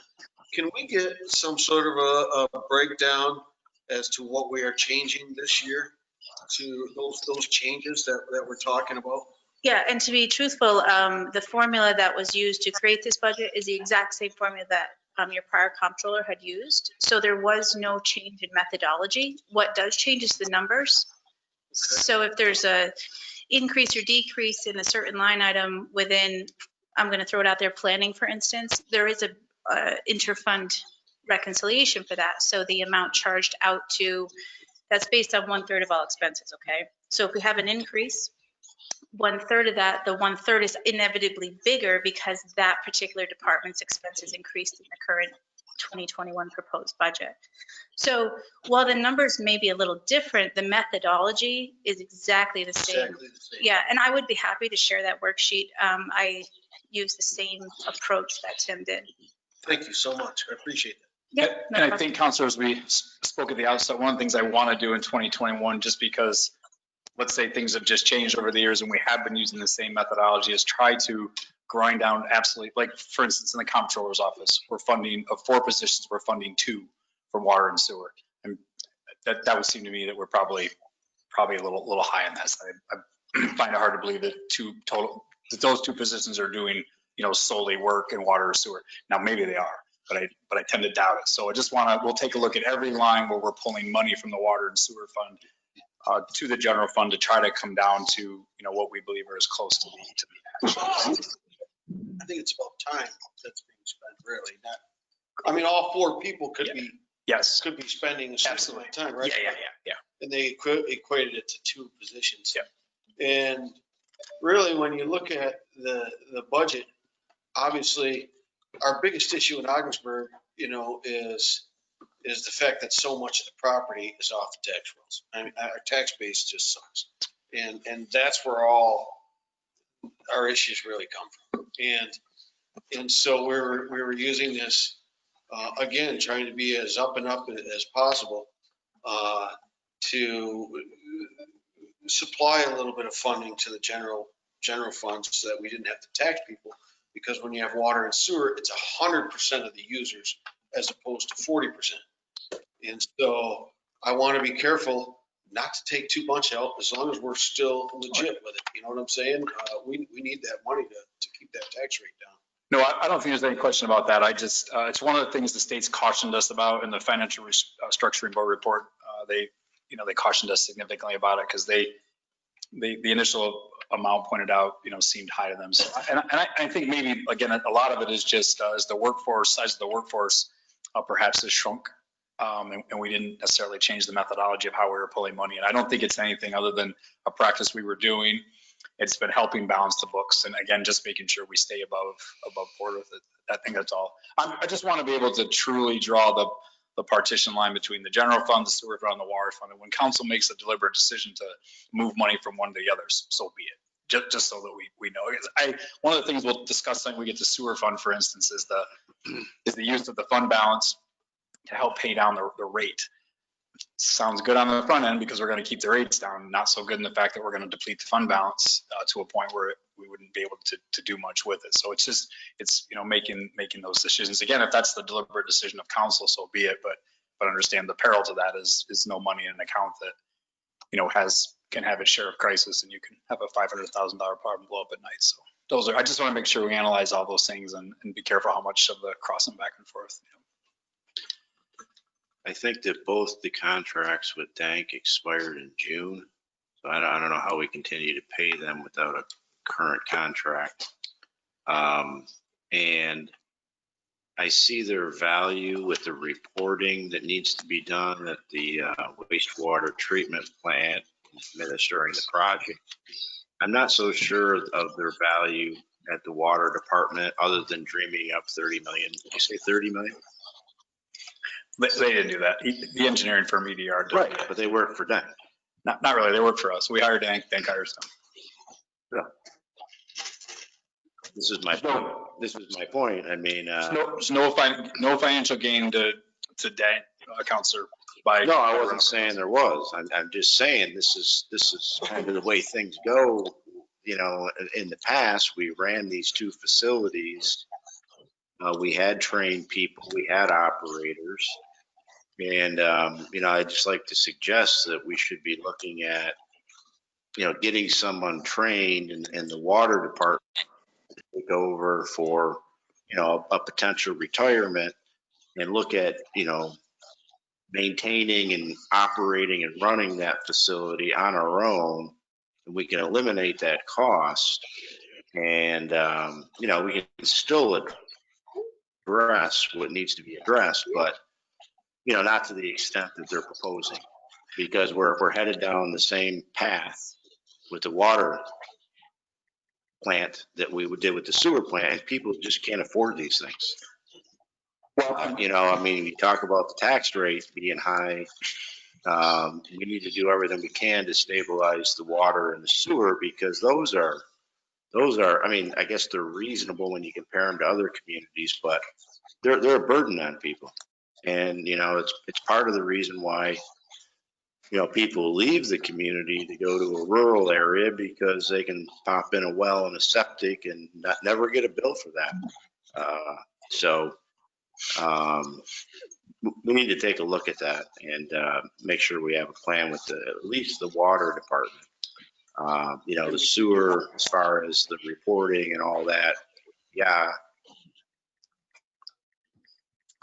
Right, I agree, and we're gonna study both operations in 2020 extensively to ensure that we're doing it in the most efficient means. I will tell you, I don't know that keeping it in-house is the most efficient means until we study other government entities, until we study privatization of it.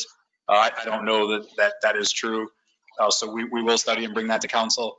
The only comment I'll make to you on the estimate of, design and things like that is I just will say we cannot ignore engineer reports that we paid for, or somehow decide in a non-expertise manner that reports are not valid or overblown. I suspect, Counselor, for years people were saying that about the sewer project, and here we are. So I agree with you. These are big, giant processes. You've mentioned on a couple of occasions, in the 60s and 70s, the federal government funded more of these things. Now that's falling on the locals. It's monstrous projects to do. I don't necessarily have any idea what the long-term answer is, but we can't pretend that it's getting better. All of our infrastructure is very, very old. As far as the plan goes, Shane's had the workforce there on a plan for a while. The long pole in these licenses is just time. It's how many years, how much time you have. I think our operator in training needs a course that we just put off this year, right? Yeah, He couldn't get to it. One that's qualified. Yeah. Couldn't get to the course, so. We actually have two normal, it'll be 3 by mid-year from the sewer plant that cross-train, so they'll have their 2A license up there. The future plan is that they work at both plants to help reduce staff overall. When you look at we reduced one employee here this year. Yep. So I think we found the efficiency in the way we're operating to be able to reduce an employee here to get us to, kind of the most efficient organization structure that we can internally. And then, we'll study every inch of this to see if there's a better way of doing it. So it's like using both, using a contractor for what we need and then our own men for what we can. Well, so some of the contract support we do it, and we'll lay that out in whatever contract we have. For our contract gives us two things with Dank. It just gives us a lot of technical support and expertise that we don't have the ability to do ourselves necessarily. And then right now it gives us that chief sewer plant operator. I mean, and that's something we went to them for because we were, as we had a failure there. So that's not something that was nothing more than necessity. And had we not had the development authority to go to, I'm not exactly sure what we would have done to have filled that void.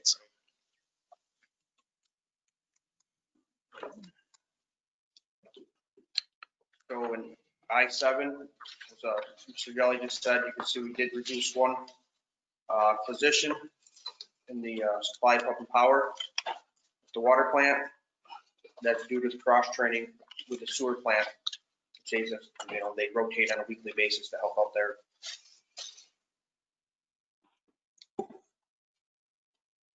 I-8 is your day-to-day operations.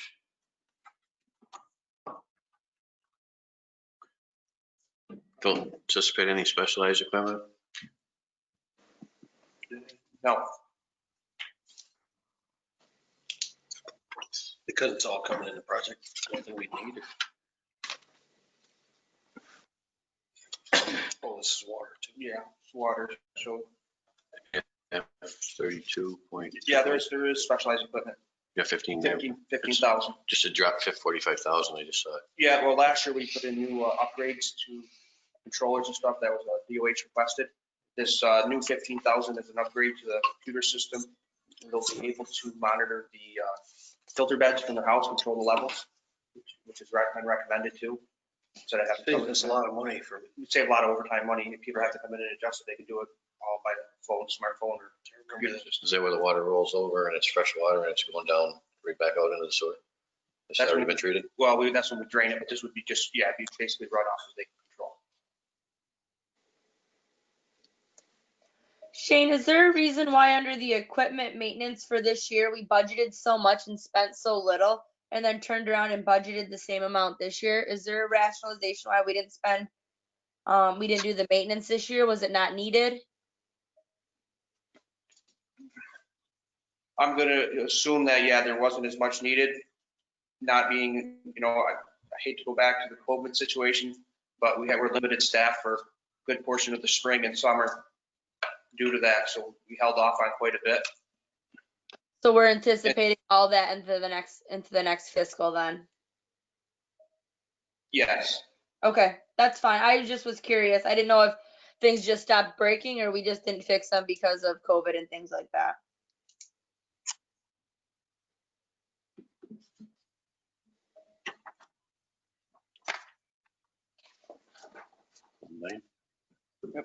pretty good. I-9 and transmission distribution. This is the work in the street. See, there is there will be 3.5 guys there. We got to add one on the budget line. I'm sorry, Shane, I, like Nicole earlier, I was muted back on I-8. The budgeted line for 43,000 for consultants, we're still at a budget line for 43,000 for consultants.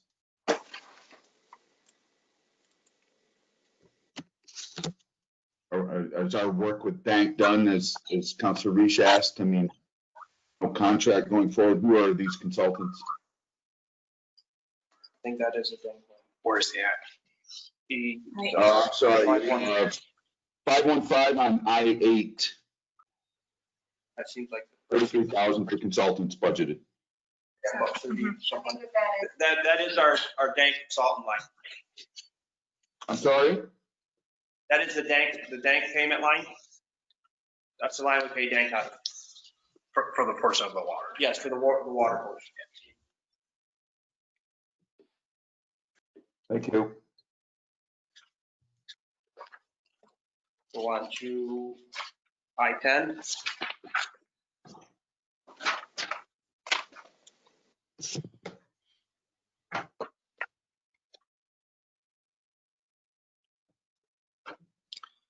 Any questions?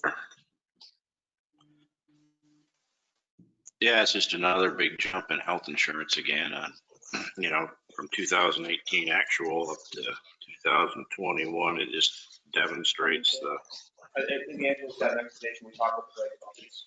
So I think sometimes what happened is when we look at the historical figures of your 2018, 19, 20 to 21 budget, it's a 4-year spread.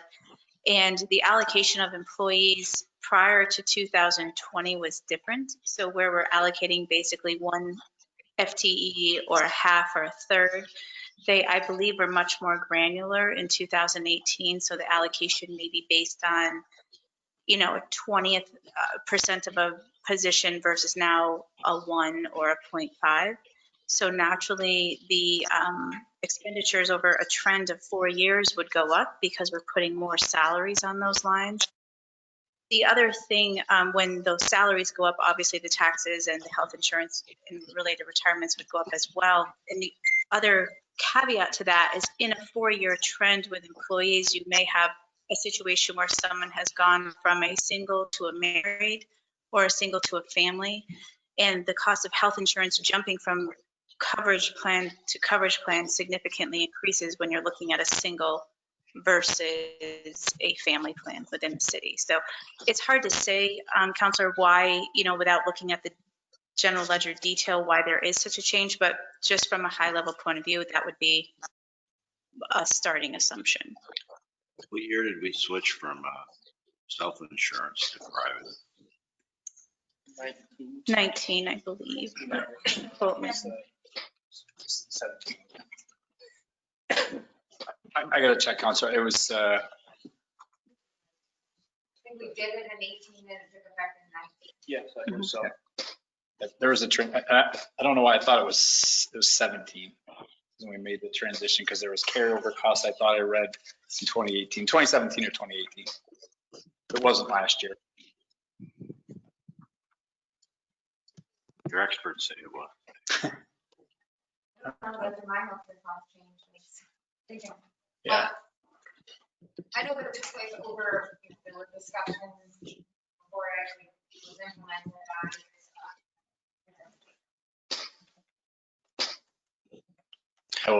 I'll get that back. I just read this a couple nights ago on the transition of the insurance. There was a pretty good sheet the insurance company sent me on our transition years. I just don't. Well, it would be interesting to, do an analysis from self-insurance to private, the total cost over, a 4 or 5 year period to see where we're going and all. Great. So we will, I think we spoke before, we'll do another, detailed review of health insurance. I think the biggest break point with self-insured versus the way we're doing it through an insurance plan is we've got to be able to ensure that we have the money in a lockbox to pay claims. I think that largely is what drove us to change at the time we did, from what I've read. Counselor Scampo, is that right? Over and over and over. Yeah, and when you hit a year that something significant happens and you're not predicting those costs, the insurance allows you to level the cost.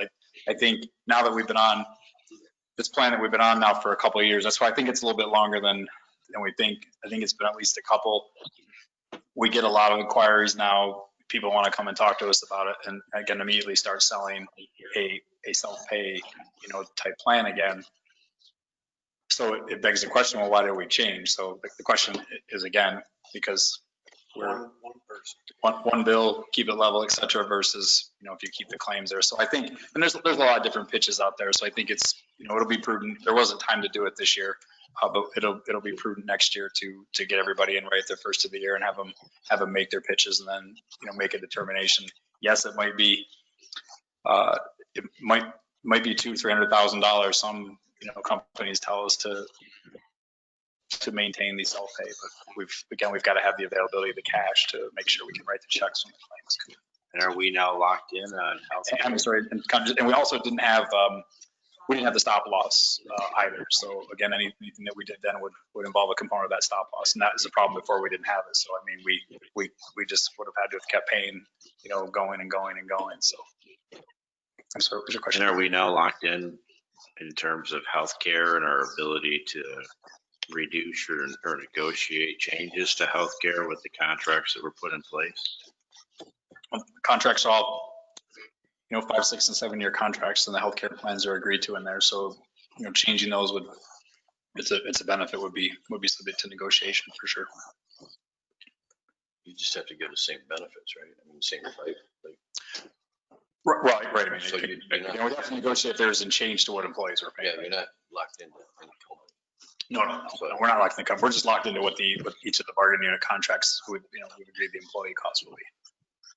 There's a graph on the April 27th council meeting presentation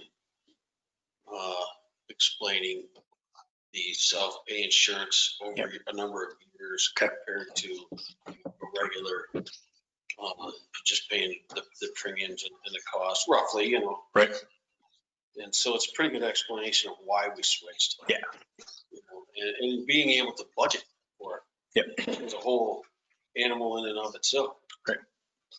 I mean, think about your own personal situation. Most years, you paid for insurance, and say you had a bunch of good years, you didn't have anything, you paid your premium, didn't go to the hospital. Those are years you'd like to have not paid for insurance. But if you're writing those, so if you're doing that, but then you have to write those checks one year because something happens, it's the same, similar logic. So it's worth the analysis. I mean, there's not a week goes by we don't get a call from, from somebody wanting to pitch us and discuss how they can make our situation better, et cetera, et cetera. We were referred by 2 or 3 people to save the county money, of the school system. So we're gonna talk to everybody who's got a sales pitch and just see what's there, and then we'll bring something to council early in the year of what we're hearing and what it looks like. We got Zach Zuckerman, our broker, came in and gave us again a real detailed update on where the program is. He did, he fought for us. We initially got a notice from Blue Cross Blue Shield to expect up to a 20% increase, and so Zach went to work hard for us to get that beat back. But it's a private corporation. They're not going to lose money for too long. So, I mean, I think constantly staying agile and being aware of what's out there for the changing programs.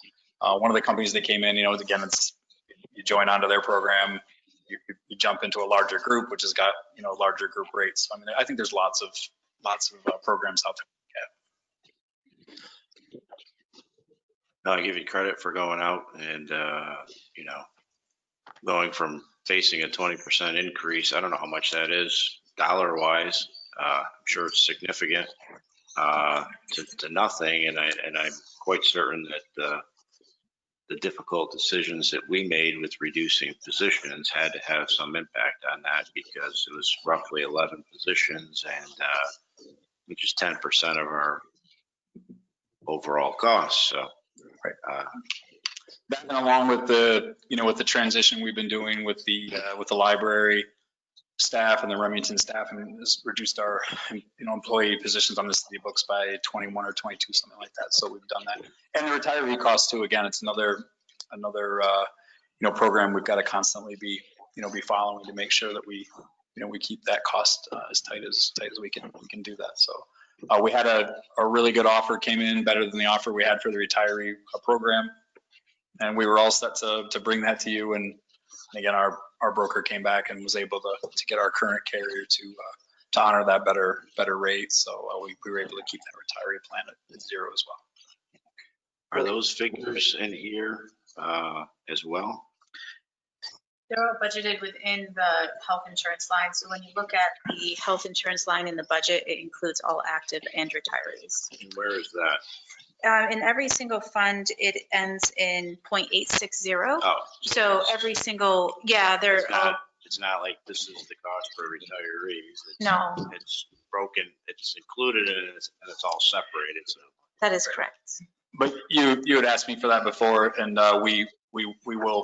we'll be able to pull that out and extrapolate what the specific cost, is for the retiree program every year. We can do that. It's not done this way in the budget, but we'll be able to pull that out so we know exactly what the legacy retirement or legacy healthcare costs are. It's a big number.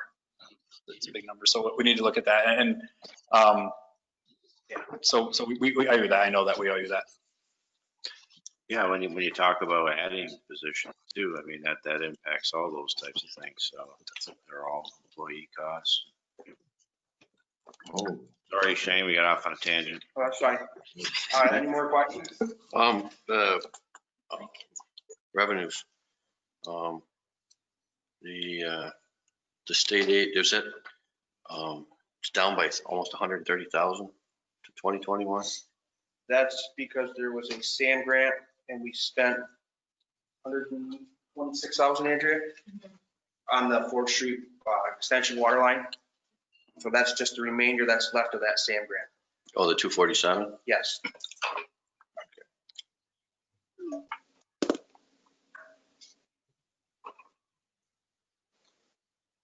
And is that earmarked for a particular project? Oh, yeah.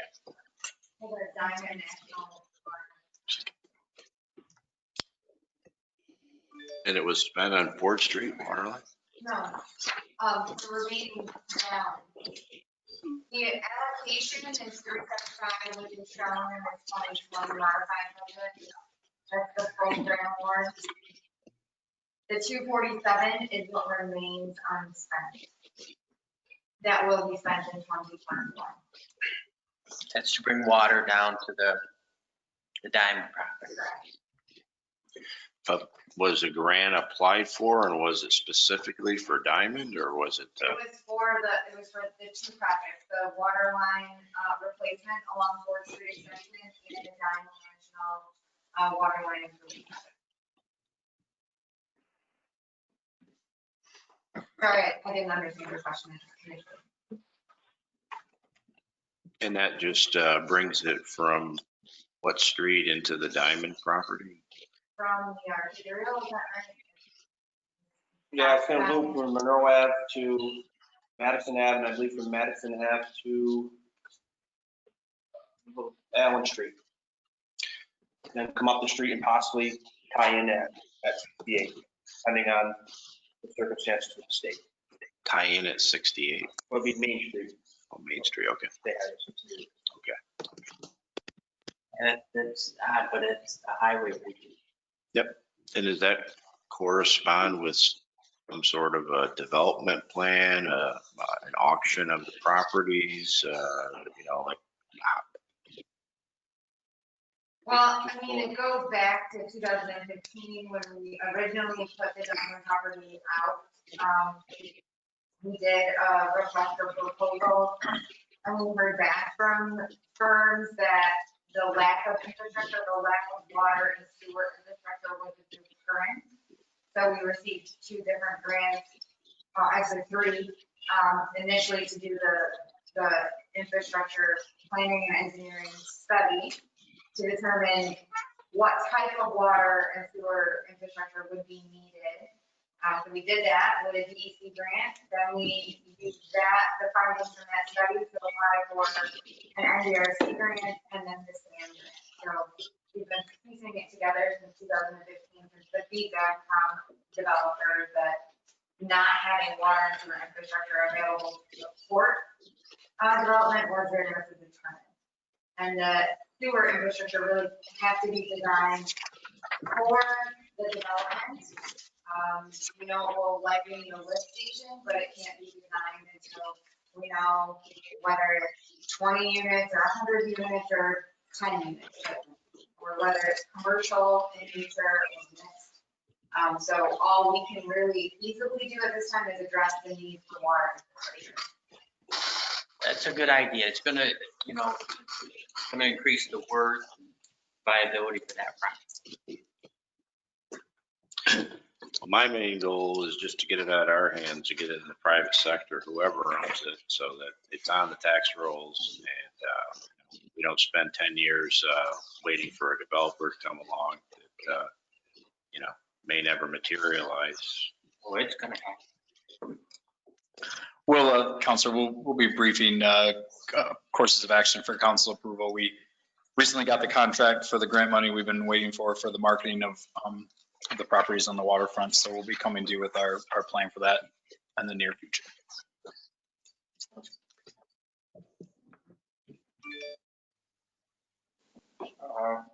This is the general insurance, I-11, same, and then I-12 is the debt service.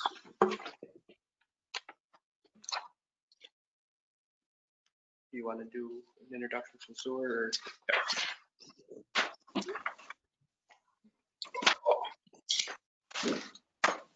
And there's no place where it summarizes all the debt that we have out there. A couple of footnotes here on 2002 borrowing and a 2019 borrowing.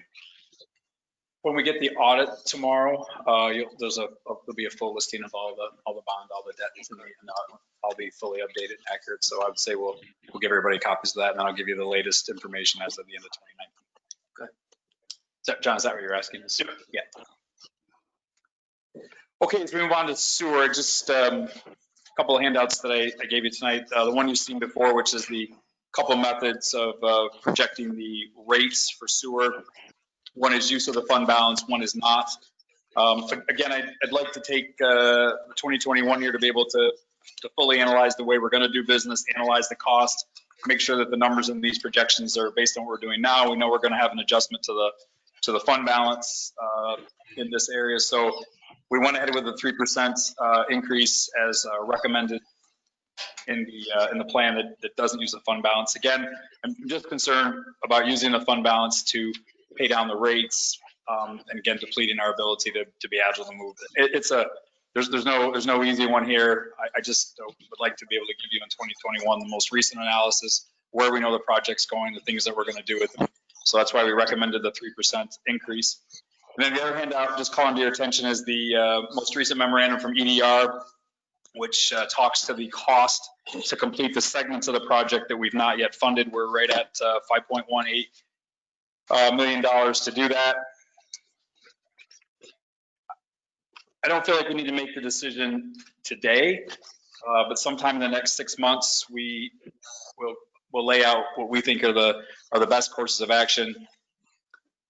I don't believe right now from our discussion with DANK, with EDR, that separating the remaining items into a different project and repackaging that and bidding it would necessarily yield us a lesser price. In fact, we've got a contractor on site. They're already fully mobilized. They're working.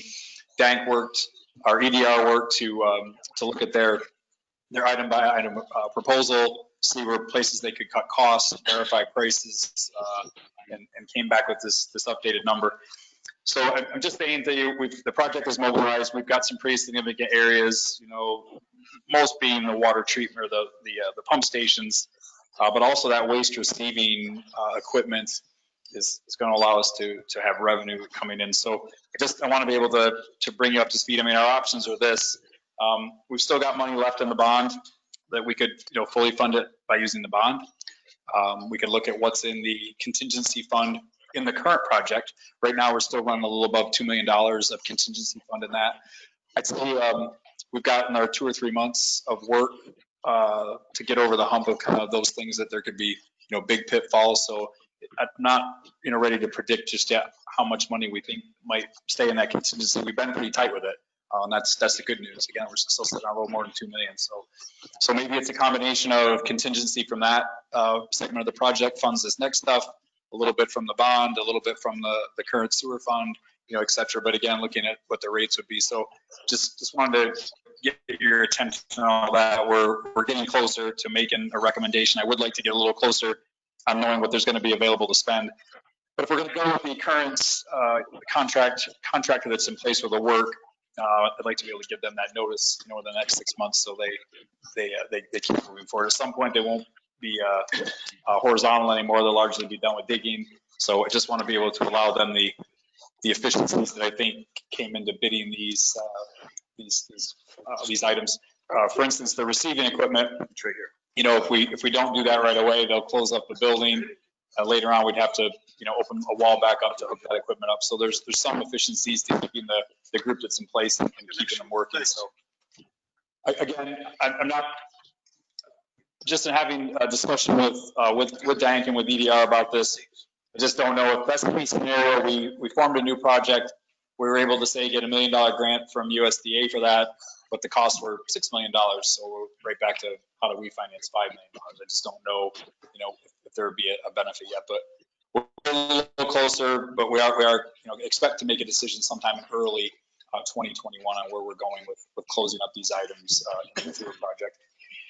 And not forgetting, this is probably the toughest pill to swallow with this project, is knowing that everything we did now with all the money that's going into this, when it's all said and done, it'll be $46 million. We largely did one of 2 phases. We've done the plants, we'll have done the stations, but we really haven't touched the streets. And there's probably every bit of $40 million of work in lines, laterals, separating stormwater, drains from sewer systems, et cetera. So again, I'm trying to be protective of the fund balance over here, because it doesn't take a lot for us to have a pretty big problem, in the street that we've got to dig up. We did chain 200-300 yards of line this year in that neighborhood. In Hasbro? How big a main? 24-inch main that just closed up, infiltration, closed it up. So. Yeah. So even up the manhole. So those are just things we can expect with, DPW is able to, stop what they were doing, but that takes a large portion of Shane's team off the street in the summer months where we're using the good weather season to get a lot of work done, to pull them to that. So it's a lot of work that we may otherwise have to contract. So just keeping an eye on that. I think the feeling as well, we're over the hump with sewer when we get this big project done, but one piece of it's over the hump. It's again, back to what we were talking about earlier. It's just, these are enormous projects. That's my concern. Whatever we do with the rate on the sewer fund, I'm worried with the projects that we have, and like you say, in the future, I don't want to see it depleted by trying to keep rates low. Right. I mean, obviously, Mayor, we want to keep the rates low. It's just, do we take all the money out of our contingency fund to do that? Only do when we have a crisis, we've got to go borrow money. I mean, we're going to pay it one place or another. So again, same thing. I just would like the leeway to be able to update the analysis that was done here in the documents and come back to you and say, here's where we are. How many sewer accounts are there? Same. It was administration, and there'd be Do you mean our accounts? Or do you mean No, I'm users? like, yeah, you that, we're gonna bill. We're gonna sewage lift stations. No, Pump station. we're gonna, how many people we bill? Because we're looking at your sheet here, it's almost 20% by the time we hit 2025. And it just goes up about $70 to 500. So I was just wondering how many people are actually paying. We'll get. Do you have any idea? Well, Yeah, we get. Okay. every household in the city plus outside users. 4,000 and change just residential unit parcels, so that doesn't include any of the commercial industrial users. And everyone gets a bill. Right. So, I understand. Meters on that. Well, I get the point that, everybody pays the water and sewer. That's actually the fair part, but. I'd like to see Dank put a more concerted effort into finding grant funds for this. We've already invested $49 million and we're looking at a 46% increase one year. I mean, people can't afford these things. I don't know how many times I have to say it, but take a look at the St. Lawrence Psychiatric Center pump station. I mean, I don't know what that is of that 3 million, but there's an opportunity to talk to the state. I mean, it serves a state institution. I know they pay us well for water and sewer. I don't know how many institutions it serves, but people have to have conversations about these things and discuss what the problems are. The water tower that's out there and the loop that went out to serve those facilities was largely paid for by the state. And those are the conversations that the Development Authority of the North Country has to have to reduce the cost on, I don't know how many households it is, but I mean, these costs are astronomical, and to incur that debt and have us pay for it, when it's serving state institutions and, where is their money involved in this? I appreciate their loan money. It would be a lot better if it was grant money because loan money is paid back by, less than 10,000 people. So I want them to make a concerted effort and report back on why they can't find more money. I was speaking again about it. You and I both have had a number of discussions about this and with them, and I think they've been clear on their position. They feel like they've done all they can do for us and more, but they never stop looking. But I do say, Councilor Reach, one thing we do need to do is it's time. All of our politicians from our assembly, from our state assembly, our state senator, and our federal representatives, it's time to hard engage all of them. No more silence on these issues. You have to come out. Senator Ritchie got all kinds of money for Waddington and Hubleton. Where's Ogdensburg in the picture? Why can't she fund the lift station for the psych center? I mean, where are the budget items for this? Where's the assembly? We will engage them, but I would also, you all, the elected officials, I would encourage you all to engage them as well. It means I've- more coming from As all you of you. know, I've done that. You have, no question, and all of you should. Every And single one perhaps of we should, them and got nothing back. we should be engaging them as a group as well. I mean, I don't think there's any doubt about it. We need these enormous ticket items. There's no way we can do anything but just struggle every day to keep our head above water. No question. So I think we're going to have to hit them for the support for this. And do the expense change.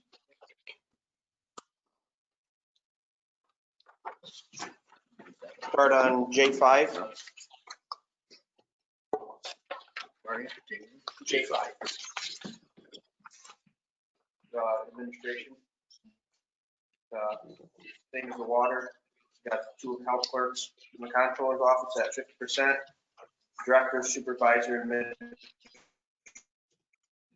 assistant, and facility maintenance worker at a third. Move on to J6. Running questions?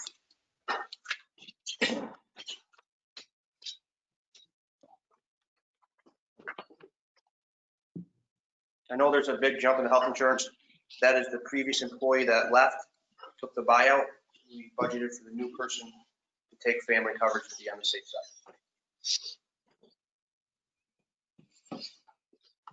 Anticipate. No questions, we'll move No. to, Our contingency again increases about 215 grand, 213 grand.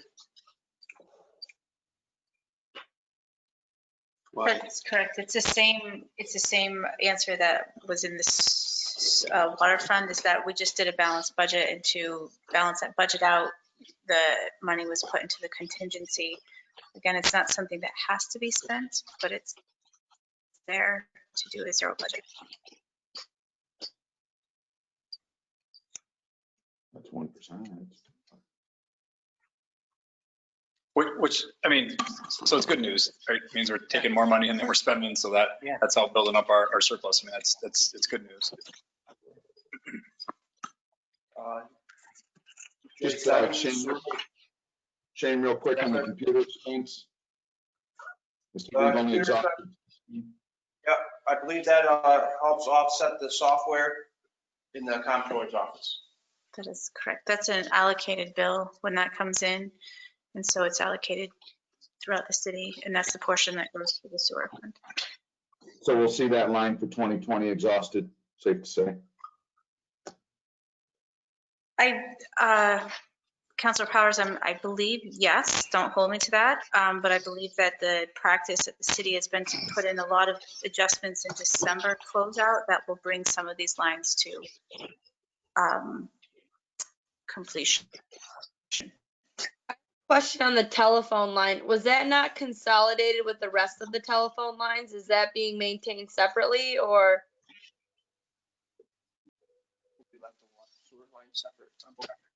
Yeah, a couple of these we left. These are lines that are transmitting our data, correct? Instead of being the telephone lines we talk on. Is that what made it different? Yeah. So if it was for things like in the police cars, for instance, the locators, the specialized stuff, Councilor Kennedy, we left with those budgets. The pick up the telephone in the office, that all got consolidated to central services. Okay. Push button panic alarms when they work by themselves. Yeah.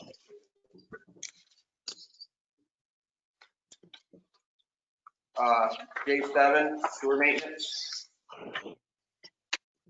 Employees allocated. We move on to J8, that's the expense comes down. Any questions?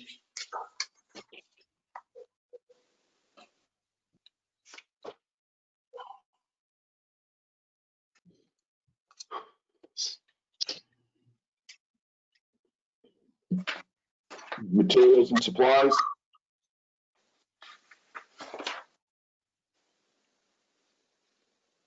Yep. That's been the average run. We raised it a couple years ago because of the price of blacktop, but everything got pushed back this year, so we didn't do as much work.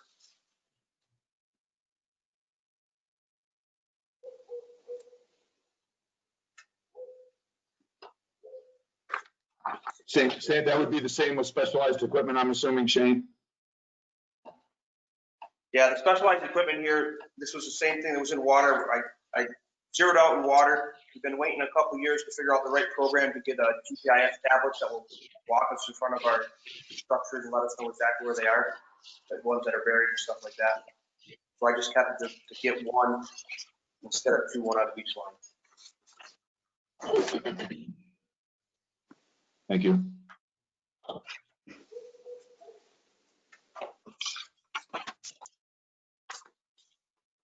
This is water pollution control J9. This is the plan itself. 4 positions. J10, the budget line. 410, travel. Travel is for them to go get their schooling to get their licenses upgrades. They all started at a 1 and they need to work to a 4. I think we have 2 that can possibly sit for their level 3 this year. Good. What is the reasoning behind the heat, lights, and power decrease from 180 to 145? Are we anticipating using less to be upgrade some more to more energy efficient utilities? I think we took a conservative approach with it. They did it bi-quarterly, divided it out and added in the next 3 months as we go forward. Hopefully with the new plant coming on board, it should be reduced. Okay, that's great to see the savings. I just wanted to make sure that it was accurate. Your 2019 expenditure was 138,000. So just as an annualized figure, with 2020, it looks like we're on target to be very similar to that. So that kind of went into the decision to budget that at 145,000 as well.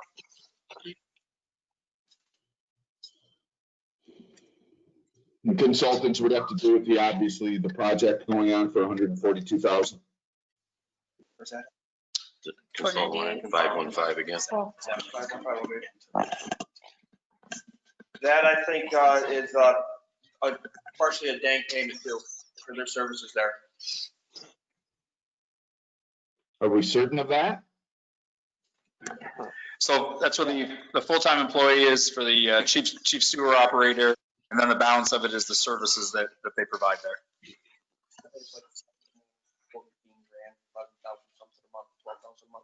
FTE from Dank, correct? That's the majority of accounts. So the rest of it is the services that they provide to us there. Like the SCADA, the monitoring. Are we paying a Dank employee? We are. An FTE? We are. Yes. How much is that salary? Yeah, happen to know. They don't break it down in our contract, Council. They give us we give them a performance work statement of the work we want. They give us the price. So they're billing us. He's asking if they're one of our employees, if we're paying for. No. That's what he asked. Is it one of our employees? Yeah, if we're paying for the employee, an employee. From Dank. Right. We are. The chief operator there is a Dank employee. That's part of the contract we have for, Yes. so it's not our employee, it's their employee. Their employee, correct. And it's part of the cost of having them as a consultant. The overall contract to Dank right now is about 185,000, 184 or some change for everything they do. So we had a cost that I would say was in the 90-ish range, maybe a little bit more, until we had to put the chief water operator in there, and that was the increase. So about 185, I'd say about half of it is the employee that we have there, and about half of it is the services that they provide us, water and sewer. And you see the number here broken up over the different budgets, but the total contract is about $185,000. So my question is Dank, so we don't have them legitimately on the payroll. We don't have them set for a salary. They're billing us and we're paying them? They're not our. No, they're not on our salary. They're on their salary. We don't pay health insurance or state retirement towards them. That's not what I asked. I get that. I get that. They'd be under their insurance plan. I understand that. But so we're contracting for an FTE. We are contracting for the services of a level 4 sewer operator, 4A operator. Water operator, right. My question is how is the billing coming in? Are we getting, is it a standard base every month? Is it a payroll period? How is this payment going out, I guess? It's a monthly bill, sir, Thank you. with the same amount through 12 months, includes the Thank you. employee and other services. Thank you.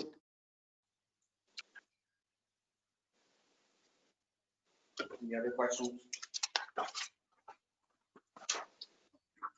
J11, the general insurance, same as the water line. J12 is a debt service, which I think you'll have tomorrow in the audit. Yeah, because that one, I just, that one, like, it's like crazy that, you know, we're taking tax, or we're taking anticipation, a bond anticipation note and transferring it to serial bond, and then they put in 653,942 into the sewer fund. Did that get used up, or did it just get put in there? And then we still continue to pay for 3 years on that one. And then there was another one for $1.1 million. That was a bond anticipation note also. And then it was converted to the serial bond. And then, I can't see it, 653, almost 654,000 was attributed to the sewer fund. And we pay that back now up until 2029. So did we just like switch things over to take the money and stick it in the fund to use it to keep the rates down and use for, and then it's like we're taking borrowed money and borrowing again and then taking 10 years to pay it back? If I'm looking in the right way, it just seems kind of crazy that we're taking money that we borrowed, we're making it, switching it to a serial bond and then putting it in the account, and then same as the water. And then I don't know if this has been happening for years, dude. That's how you kept the sewer rates down, and now it's going to blow up with 20% in the next 5 years to the 4,000 people plus that are doing it. This page really, like, I don't understand it, I guess. Or if I'm right, it's almost insane to do this, have this practice. If you ran a business like this, if I'm right, it was a borderline insane. Financial suicide. So I think tomorrow at the audit, we'll have the total list of things. We had a good brief with our bond agent last week. The opening salvo of the conversation was, we have refinanced, flipped over, extended, whatever, on all of the bonds, the notes we have. Everything now is just in a status where we have to pay it. So yes, it appears that we've used every option that we had available to us to pay for things, to largely turn things over that we couldn't pay for, kick the can down the road, perhaps. I think tomorrow, once we have the report and everything is grounded out, we can give you again a better analysis of where we are coming into 2020 and what the 2021 projections will be.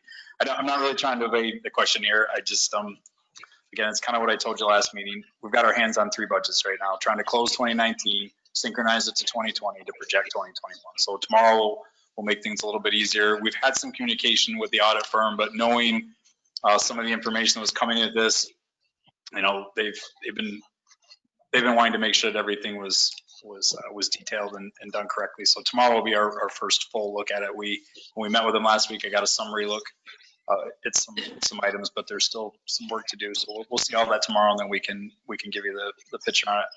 But I mean, just suffice to say, our debt issues are significant. Our long-term debt issues in each of the funds. Well, this one, you see the 1.2 million that goes, all of a sudden, half of it gets thrown back in the account, but the cost still continues and it gets kicked down till 2029. And that's just one. And then you've got almost a similar practice in the water. And then you had the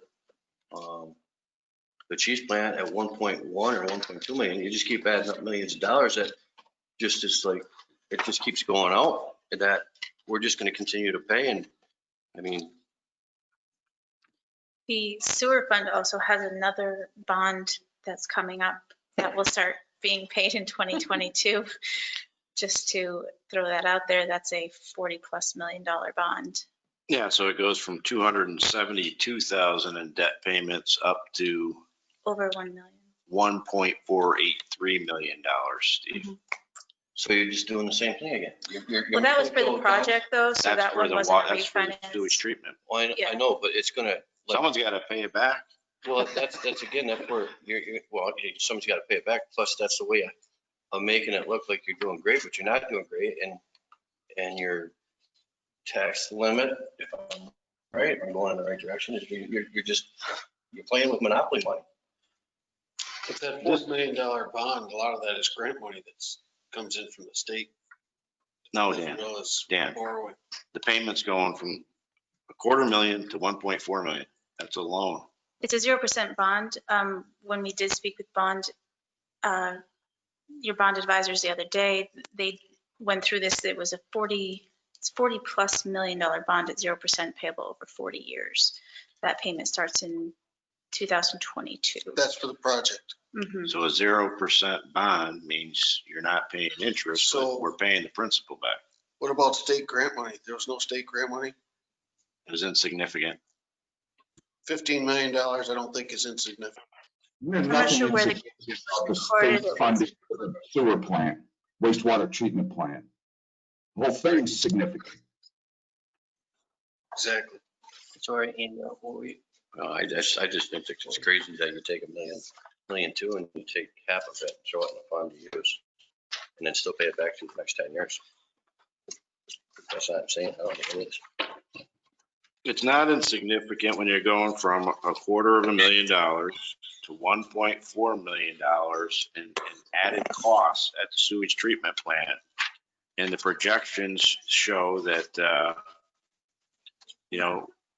you've increased from $430 in the annual flat rate amount to $576. And I assume some of that's using fund balance. I'm not sure. But it's not insignificant. Just added to the debt. I mean, by over $1.2 million to the sewer fund, and that takes 20 years or 40 years? 40, the large. 40 years. large bond is 40 years. You added 1.2 million per year for 40 years that the taxpayers have to pay back. The users. Uh, The users. I won't be here in 40 years. Taxpayers. What are you going to do? Not have a sewer plant? Not sure about that. No, I've already. That's it. It's not the taxpayers, it's the users. You keep mixing up those funds. Well, no. There's a big difference. You're a taxpayer. 40% You're a taxpayer and a user. Both Right? a taxpayer and a user. Right. One set of taxes pays the general budget. This is not the general budget. This is a sewer budget. Period. And this includes taxpayers' contributions in their flat rate. Some of that. Every taxpayer. What is that? Tell yeah. me it's operate. What did he say? I don't know. He's yelling too loud. I'm not yelling, I'm saying that's how. Yeah. What There's is three wrong? funds. This is not taxpayer money. Well, you must be paying taxes in the city to be paying sewer too, so it all has effect on the same person. All the fees that you collect from the taxpayers is going to go to repay that, and the increase is their flat rate. But it's not taxes. It's three different. Well, you're just calling one thing a tax and one a fee. I completely understand the difference, but it's still the taxpayers that are paying the I'm fees. paying it. I know. Okay. I just hope we can afford it all. But it's more than taxpayers paying this. I understand. So yeah, there are users that are tax exempt, like the psych center, like the diocese, yes. So But they're that's still paying the users. the whole point of when government created sewer and water funds and created fees. Yes. I mean, the other option is not have a sewer plant. I mean, that's. Well, I've questioned the amount of the investment, and that's my point. I still you know, in the way it was done and other things, but I mean, it's water over the dam, and you guys can explain the increase of the taxpayers. So as far as the wastewater project, the plant project and the debt payments, start with the tax limit percentage, will ultimately end up as exclusions, and as period goes on, the amount of debt ratio that we have to pay off the wastewater treatment plant won't be as significant as it would be if, as Councilor Weiss is portraying it right now. Over the course of the period of time, as the time goes on, the debt decreases. And not only through payment, but through exclusions. After 40 years, yep. Not in our lifetime. No, you missed my point. Prior to the 40 years, as the 40 years go, as the time goes on, it's no different than paying off a loan in advance if you can. Well, we've got a lot of loans. I'm anxious to see where we're at. That'll be interesting. Let's find out. All right, you got one more page? No, so just not without further ado, we'll go to close. I just want to finish where we started. City of Ogdensburg, with the tax rate cut that we proposed this year, would have our tax rate at $18.62. The city of Canandaigua sits at $7.45. The city of Corning sits at $12.12. The city of Oneida sits at $10.95. The village of Messina sits at $16.42. I understand this is a battle now about preserving whatever service somebody says we can do without. If we say we can do without or do with less of law enforcement, if we say we can do without or do with less with water people or sewer people, there'll be somebody who wants to defend the way we've always been doing business. Council, I'm just asking all of you, please. There's a lot of community and a lot of public rhetoric going on out there that is clearly turned personal, because that was the intent, was to turn it personal, because if we start and continue to talk about the facts, there's just no possible way that any of us can turn our head in any direction other than addressing we just have too much debt, and it is not, there's no circumstance in sight that shows us reducing the debt and the burden on our taxpayers. We've had no growth in years, we've only lost. We've had no population increase in years, we've only lost. At some point in time, we've got to recognize that doing what we've always done is going to get us what we've been getting for the last 30 or 40 years. I just ask all of you, please, we've got to come together with a common philosophy here, that we've got to make it easier, more efficient, and more attractive to be in Ogdensburg. And if you just use the communities that I put in front of you tonight, we're at the top of that list. Do we really want to have the mentality that says, if you want to be in Ogdensburg, you'll pay the damn price or don't come here? Is that what we're doing? Because it's what it sounds like to me. I hear the rhetoric about your tax cut's only going to save me $8 or 80 cents or whatever the minimists have minimized the impact of trying to slow down an ever increasing tax rate. Add that, we're just talking about the general fund. We just finished talking about this water and sewer fund again, enormous amounts of money. At some point, how do we slow this down and make it affordable for people? I hear a lot of people talking about they just as soon pay the money. Great. To all of you people that want to pay more tax money out there, please tag it donation and send it to the city. But look left and right in every street in the city, and I assure you, you'll find people that can't afford to pay one more dollar. So it sounds nice to say I'll pay my extra $8 or $80 or your $124 won't help anybody really, and you're going to hurt things worse than that. But the overall cumulative picture is what is hurting this city. I really, really hope we can get down to talking about the facts instead of trying to find a way to mold all this and shape it into what we're doing is okay and it will keep serving us. It's not serving us, and I just don't know what people need to see or hear to understand that. I had a discussion with one of the organizations today, and the representative from the firefighters union, who informed me that the information I got from the state comptroller's office was solicited. You solicited that, they told me. Well, we didn't solicit anything, and thank you, Councilor Scamperly, for identifying that. This report comes to us every year. We didn't solicit anything, but what the hell difference does it make? What if we did solicit it? We got factual information back that says we're in the high risk zone. At what point in time are we going to recognize this and say, what are we going to do? Each of you on this council need to contact Mark Walczyk, Patty Ritchie, Elise Stefanik, Chuck Schumer, Kristen Gildebrand, and tell them that we need help, and tell them that we are trying to change our fiscal reality and we're trying to change our ability to manage. We got hit up pretty hard at the last negotiation with the county on sales tax. And the mayor has laid out a very detailed set of information, historic timeline, how we got here and there. But we did get asked the question that really begged an answer. When we got that additional 1%, Ogdensburg got 936 or 63,000 more dollars. What the hell did you do with it? That's what they asked us. What the hell did you do with it? So the notion that this is 4 new counselors' fault that we're in this situation, and 4 new counselors dreamed up all these problems. This is just a ridiculous discussion that only serves people who are trying to preserve their small piece of the pie here instead of looking at what's best for the overall piece of the pie. Thank you for your time tonight. Look forward to seeing you Thursday. One thing What are you running for office? brought up 15% reduction. Could we have those numbers? Could you do those numbers just so we would know? Yes, sir.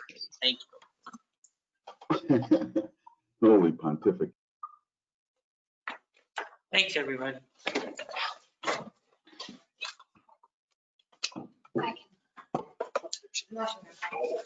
Just gonna hit it.